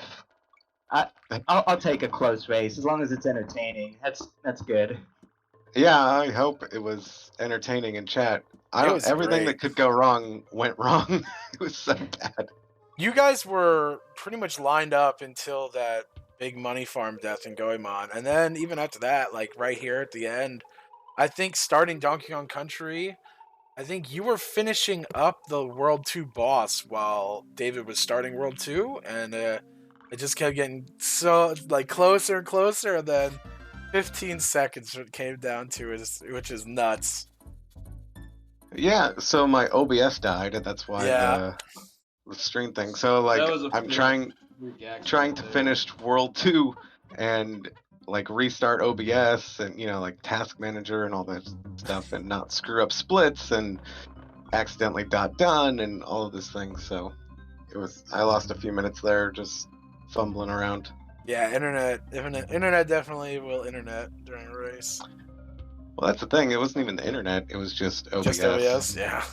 When I started OBS for the restreaming of this event, as soon as I switched profiles, OBS crashed, and I was like, "Oh, that's a good sign for things to come." So yeah, I mean, I didn't even realize till you mentioned something in Discord, and then I looked over and I'm like, oh yeah, it is dead. But yeah. I'm curious if Biker Mice treated you okay. It did not. I had to do 3 races in round 2 and 3. It's so interesting to watch you two play that because of the top 4 racers, I mean, the 4 of you played 2 characters, 2 apiece. So seeing you two in the top places, one playing Vinny, one playing Lim was really cool. Like just seeing how the different strats work out there. Like I'm guessing Limburger, like I don't know much about the game, but I'm guessing Limburger is like a top speed style character, like Bowser in Super Mario Kart. Like Yeah. starts slow, but the top speed is better. Whereas Vinny just looked like he had a lot of like execution tricks. Like his quick turn is just awesome. Exactly. Yeah, Vinny is like the fastest one when you execute all his tricks correctly. Limburger Less is safe. exactly, yeah. Like he takes forever to accelerate, and if you run into something, it takes time. Yeah. Understandable. Still a fun game to Biker Mice watch. I've never was seen it before. Biker Mice was without a doubt my favorite game in the list. I'm surprised with how much fun I had with it. Yeah, definitely a really fun game to watch too. I think it was cool because like he picks Vinny, and so Vinny does better on jump tracks, like tracks with more jumps and things like that. And so I think you got to see different tracks from us also. Yeah, there were a few that you all did differently.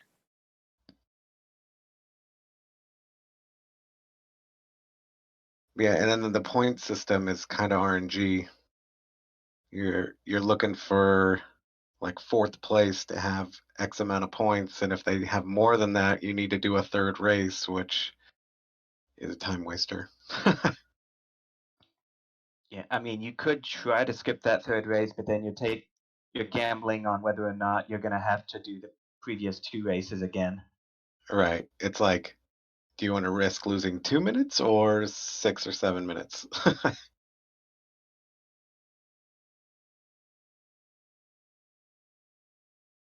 Sorry about this. I just have to get a little bit of extra cropping here. It's programmed to capture a stream for some reason.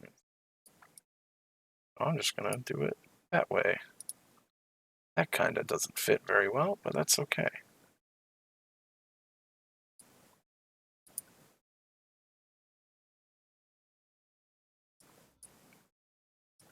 I'll make it fit. Sometimes you gotta crop on the fly, Yeah, I overheard that David, you had like a really good Contra. Mm-hmm.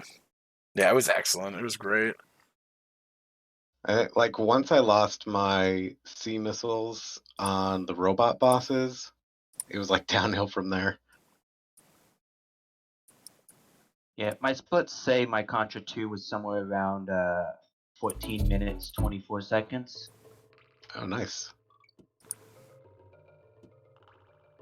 Which is pretty solid. My PB is around the 14-minute mark.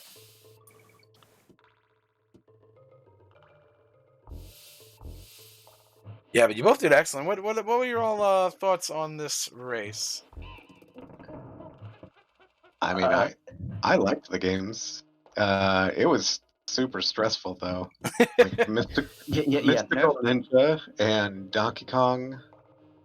Like Donkey Kong's not generally like a very hard game, but if you want to nail all the tricks and just like string it all together in a run, it's hard. Hmm. And if you miss them, they're like, minutes time loss, not seconds. Yeah. Yeah, my nerves were running high the whole time. Like, I actually had quite a few stumbles and pieces because the computers kept draining all my items before I could activate them. Oh And yeah. yeah, and then one extra race in Biker Mice, and then Goemon. The Goemon.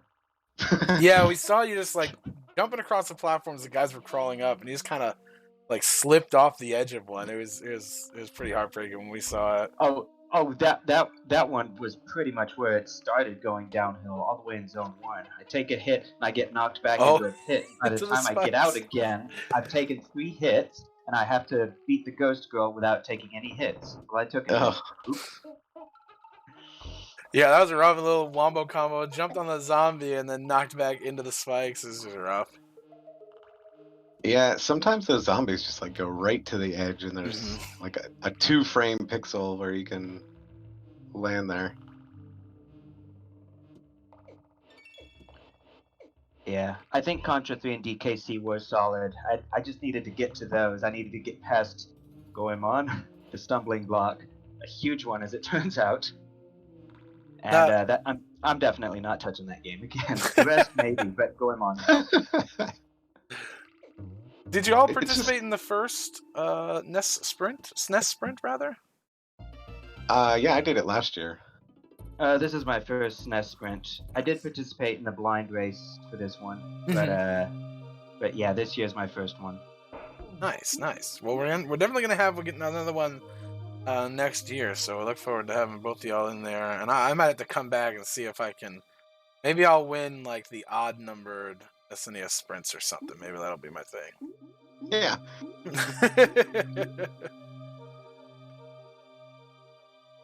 But yeah, and I want to give a shout out. I know he might have jumped. Yeah. Shout out to L Rock for helping me out with commentary. He had to step away. And I didn't get to him before he had to leave because it is he had to be out of here at 5. But thank you so much to L Rock for helping me out on commentary today, and I really appreciate that. Yeah, I can't wait to rewatch this. Yeah, it was good. See how it went down. It was like such a good race. Everybody was doing so well, which was awesome to watch. And even now we got Donkey Kong at about a little over halfway through, or most of the way through. Yeah, that's Poison Pond in that's Poison Pond in World 5. Yeah. Looks like he's almost done. Who is it? The name is NES Escape Plan.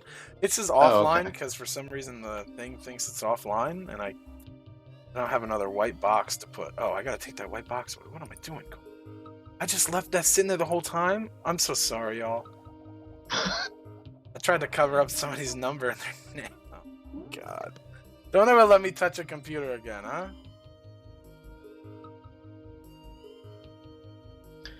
All right, I'm gonna get going. Yeah, thank you so much, and thanks for joining the race, and congratulations on that first place. Thank you guys for hosting it, and thanks for the great race, David. Because Yeah, well done. yeah, Congrats to you. I need to go relax. now. De-stress. Yes. We get like a nice foot bath or something after all that. I think a bottle of alcohol. I might be joining you on that later on tonight. I just got some 99 bananas, and I am ready to pretend that I don't have anything to do tomorrow. Nice. All right, I will see you guys later. Thank you so much, BMAC. And hey, Yeah. real quick, shout out to BMAC helping out on the creation of this list. Brought some really good games to our attention that didn't really think of. I think Biker Mice from Mars, rather. Unless they're all named Mark, then it is Biker Marks from Mars. Anyways, bringing some games to us that we didn't really think about and end up being really cool and really fun race games. Biker Mice is amazing, and I'm gonna continue playing it going forward. Yeah, that's definitely probably like one of my favorite games on this list, and probably a game that not a lot of people had played or seen before, which I think is really cool. It's hard to find good quality games that people haven't played the hell out of on a 30-year-old system, but that one's definitely up there. But yeah, thanks again so much, BMAC, and I hope you have a good day, and GG again. Thanks, guys. I'll see you later. Next race. And thank you, David, as well. GG on that second place.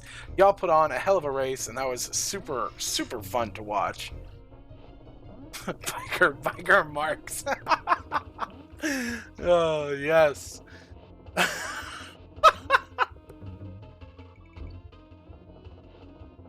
And thank all of you for watching today. I hope you had fun. We got two, for race people, we're in there. You know what I'm saying? We got this finishing up today after a month, and then we got the Tiny 10 starting today. And if y'all checked that out earlier and stuck around for this, hey, that's awesome. We appreciate that. And yeah, Pro is on the end fight here, fighting the giant face that scares the crap out of me. I'm definitely going to see that in my nightmares.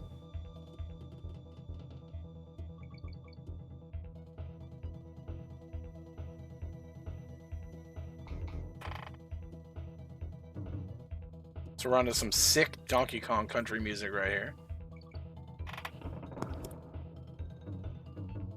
And Pro on to the last fight. Well, first form of the last fight, rather. Seems like you really got to make sure to hit him back, or those arrows just get too close to you. And of course, Goemon's got to do that little friggin' bounce every time he gets hit.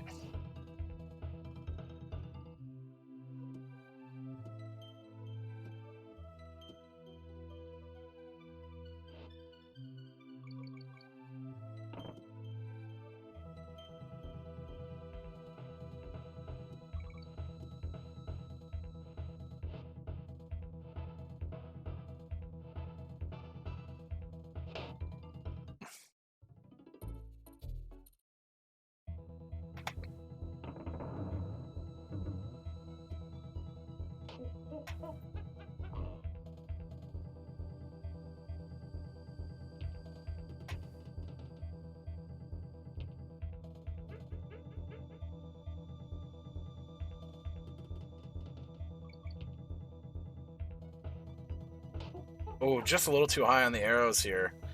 There it is. Nice. Hit him right in the eye. Not too much HP left. Having to parry those arrows from below.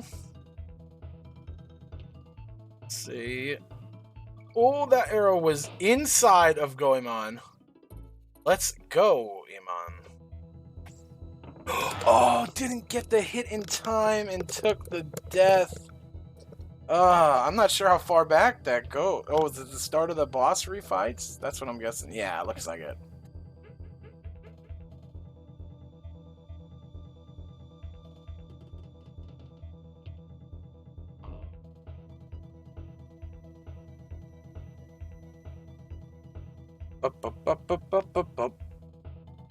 Such good music here. I've said that so many times, and I apologize, but I just can't stop thinking about it, so I have to keep saying it. Now we got Proa and Fetty on two sides of the same boss. One on the refight and one on the regular fight.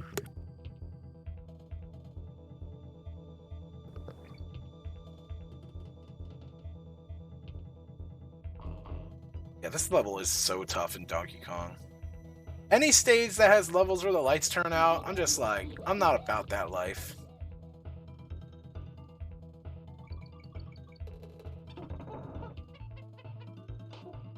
I'm afraid of the dark as it is. Are you afraid of the dark? Yeah, I am. I'm not going to the Midnight Society. I'm not throwing the powder on top of the fire, making it a poof.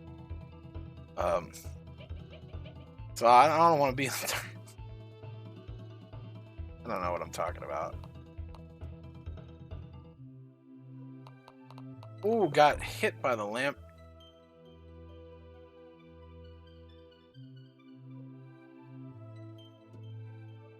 It's close. He's looking for a big jump. He's trying to time the big jump. Got it. Oh, I jumped into it. Oh no, got stepped on. There we go. Fetty beating the boss, getting a little cat there. Band of ninja cats. Oh, top secret mission. Yuki got kidnapped. We gotta get her.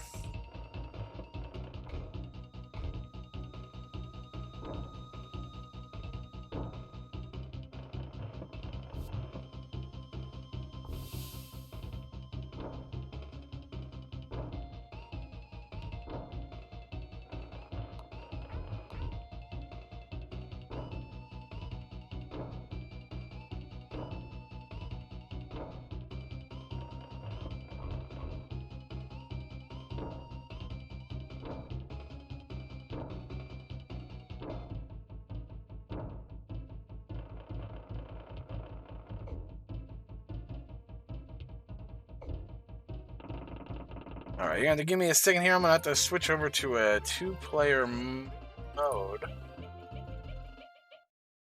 And I'm gonna have to adjust my cropping there. Transition. Get it back. Let me make it bigger.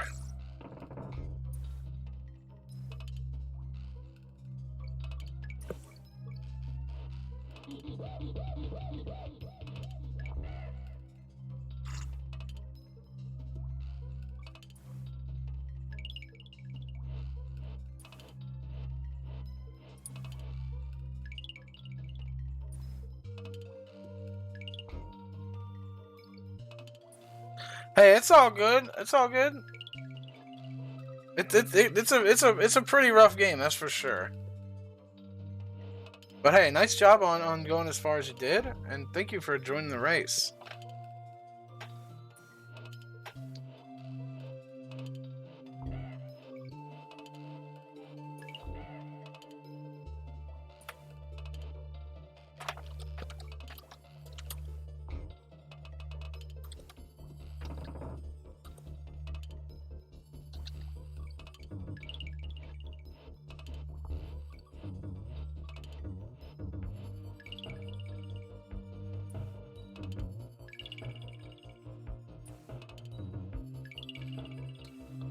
Why is the music in Donkey Kong Country so good?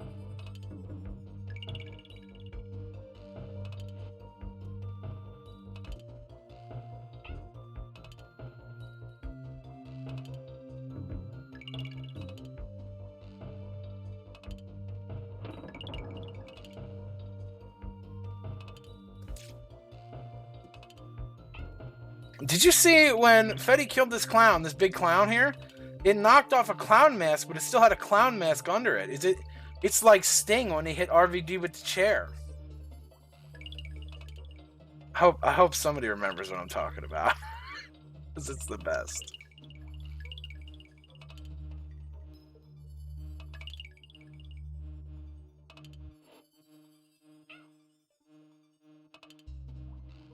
Ooh, nice jump over the bzz, whatever. Buzz. Holy moly. Oh no!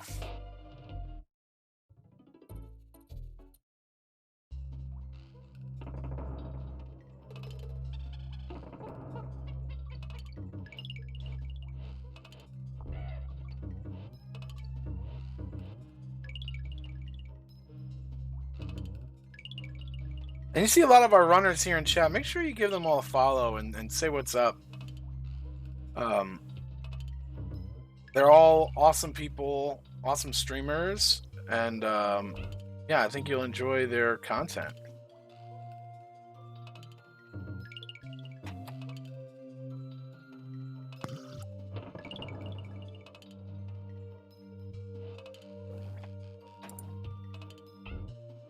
Sorry if you hear my desk creaking a lot. I bought this desk for $4 at the Salvation Army. So pretty much anytime I move or lean on the desk, it's going to make a creak sound. Or if I look at the desk, it'll make a creak sound. Way she goes, you know?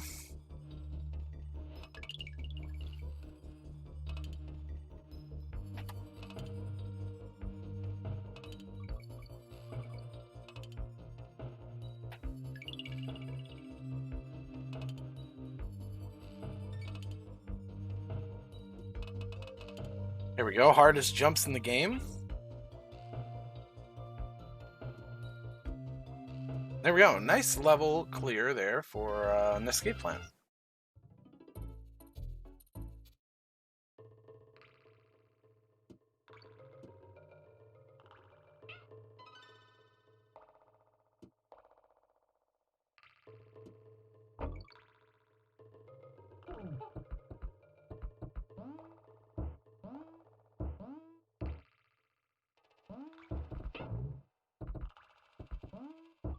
Got a little Ramby action going on here.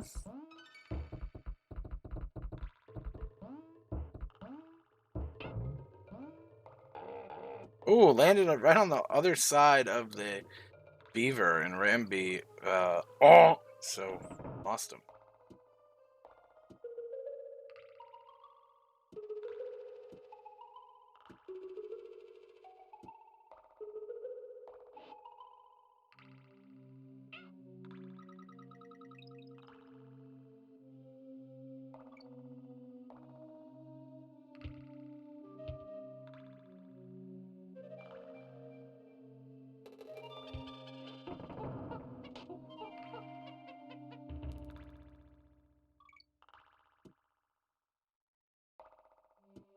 Oh, getting stuck between some strong guys there. Oh no! Tried to correct the jump and ended up going in the pit.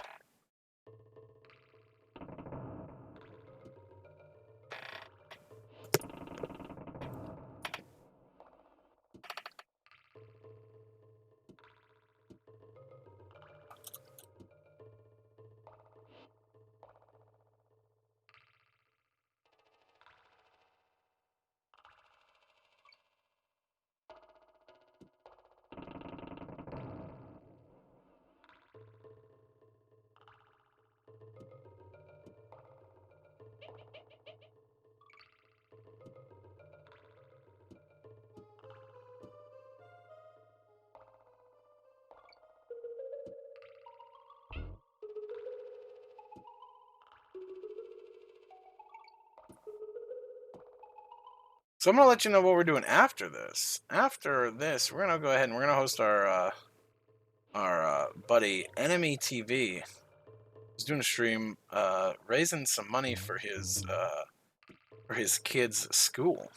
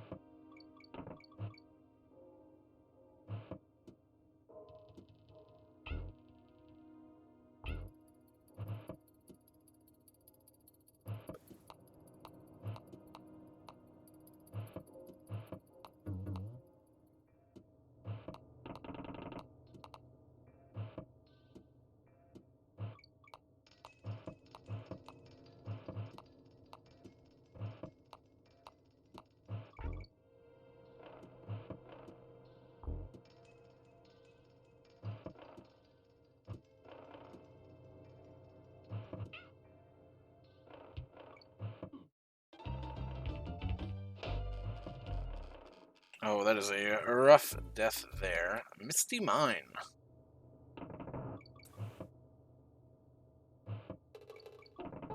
We're buying hamburgers. Is this similar to... Is it an actual hamburger in this one, or is it kind of like the donuts in Pokemon?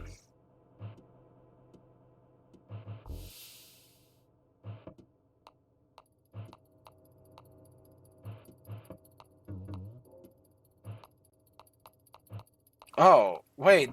The game did say hamburger, didn't it? Or can I not read? I had a Wawa sub before. I shouldn't be hungry. Maybe I am. I don't think I am. So they called... I mean, I've had, like, cheeseburger pizza.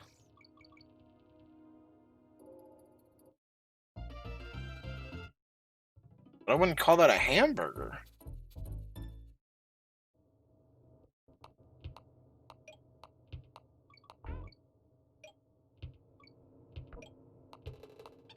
I hate these claptraps that jump at you. They're so annoying.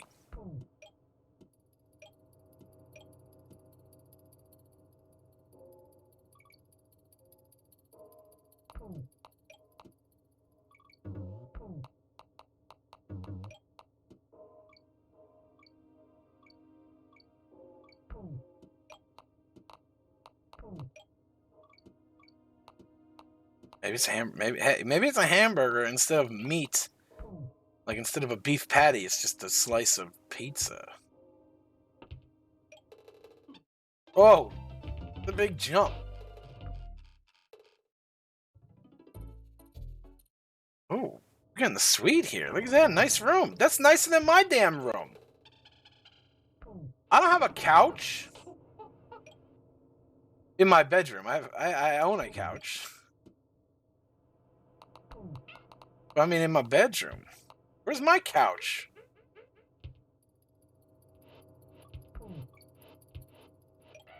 Look. Oh, he hit him, and then the thing. What do we think that bird's dropping? Are they coconuts? Are they just rocks?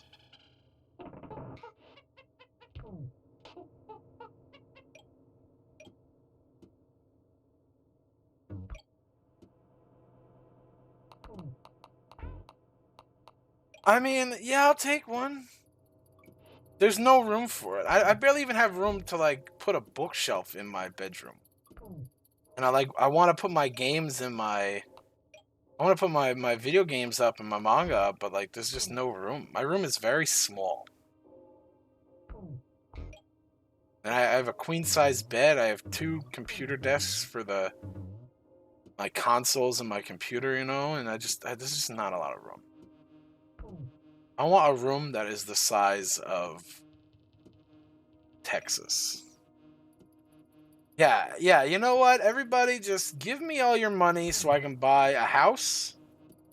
I really don't feel like that's too much to ask for. I feel like I deserve it. Because, like, I more than deserve for everyone to buy me a house. Could you imagine? Imagine me being that, like, conceited that I just think people owe me a house.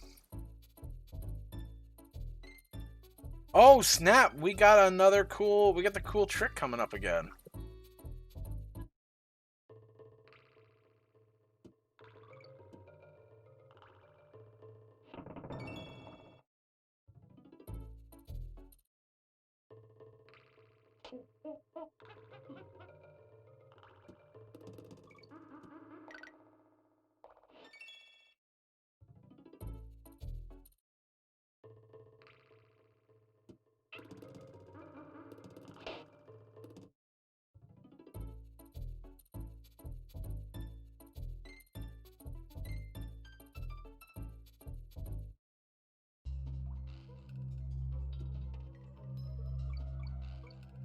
Unfortunately, I can't explain this trick exactly because I don't know exactly how it works.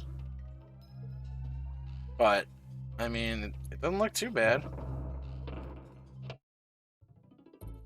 That's so sick.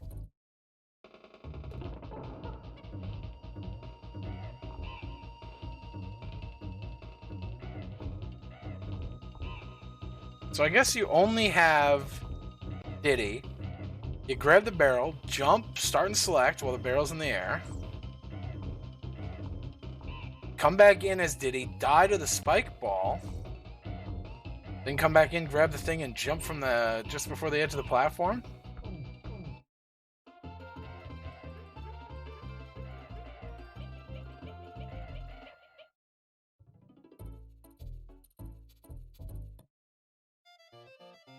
Here we go. Good music.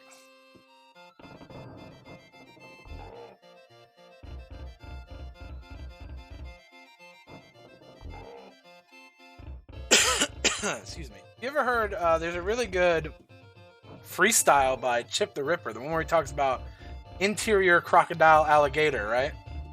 I drive a Chevrolet movie theater.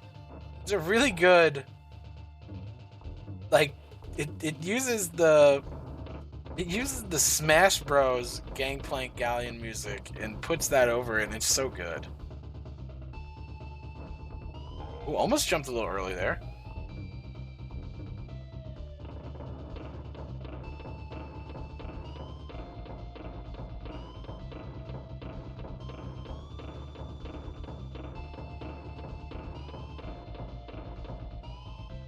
Yo, that Chip the Ripper freestyle is really good. I freaking love it, man.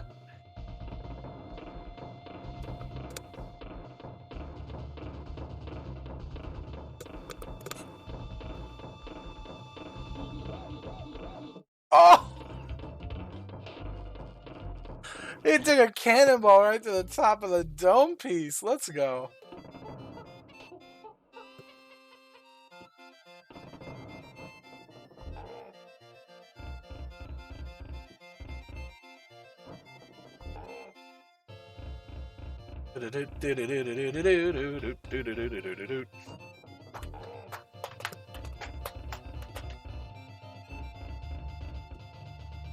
Man, I still drive down the street just blaring this song. It's so good.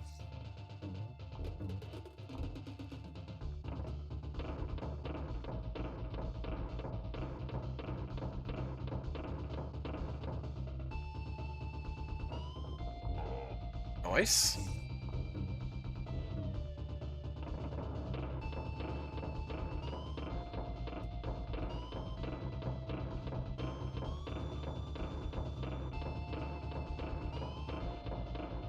Nice. Oh, I feel like I do a good I do that noise pretty well.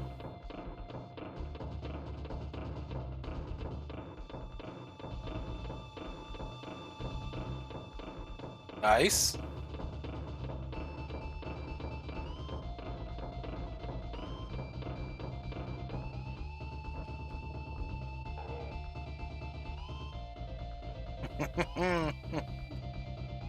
I like it. Oh. That's a good noise that they make.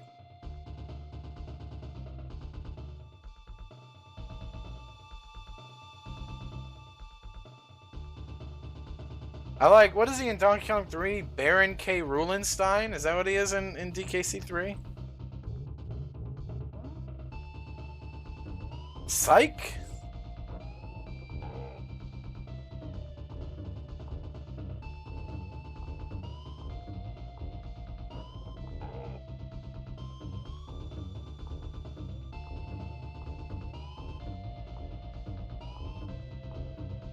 Nice. Is this final hit right here?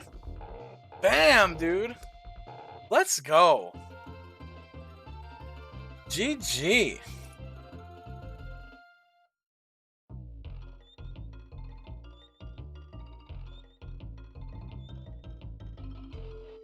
Doo-doo-doo. Doo-doo-doo.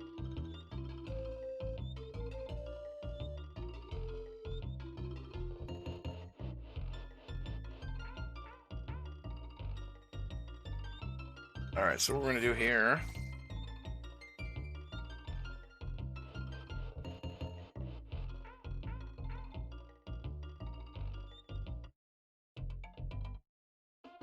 Yo, we got the banana horde back.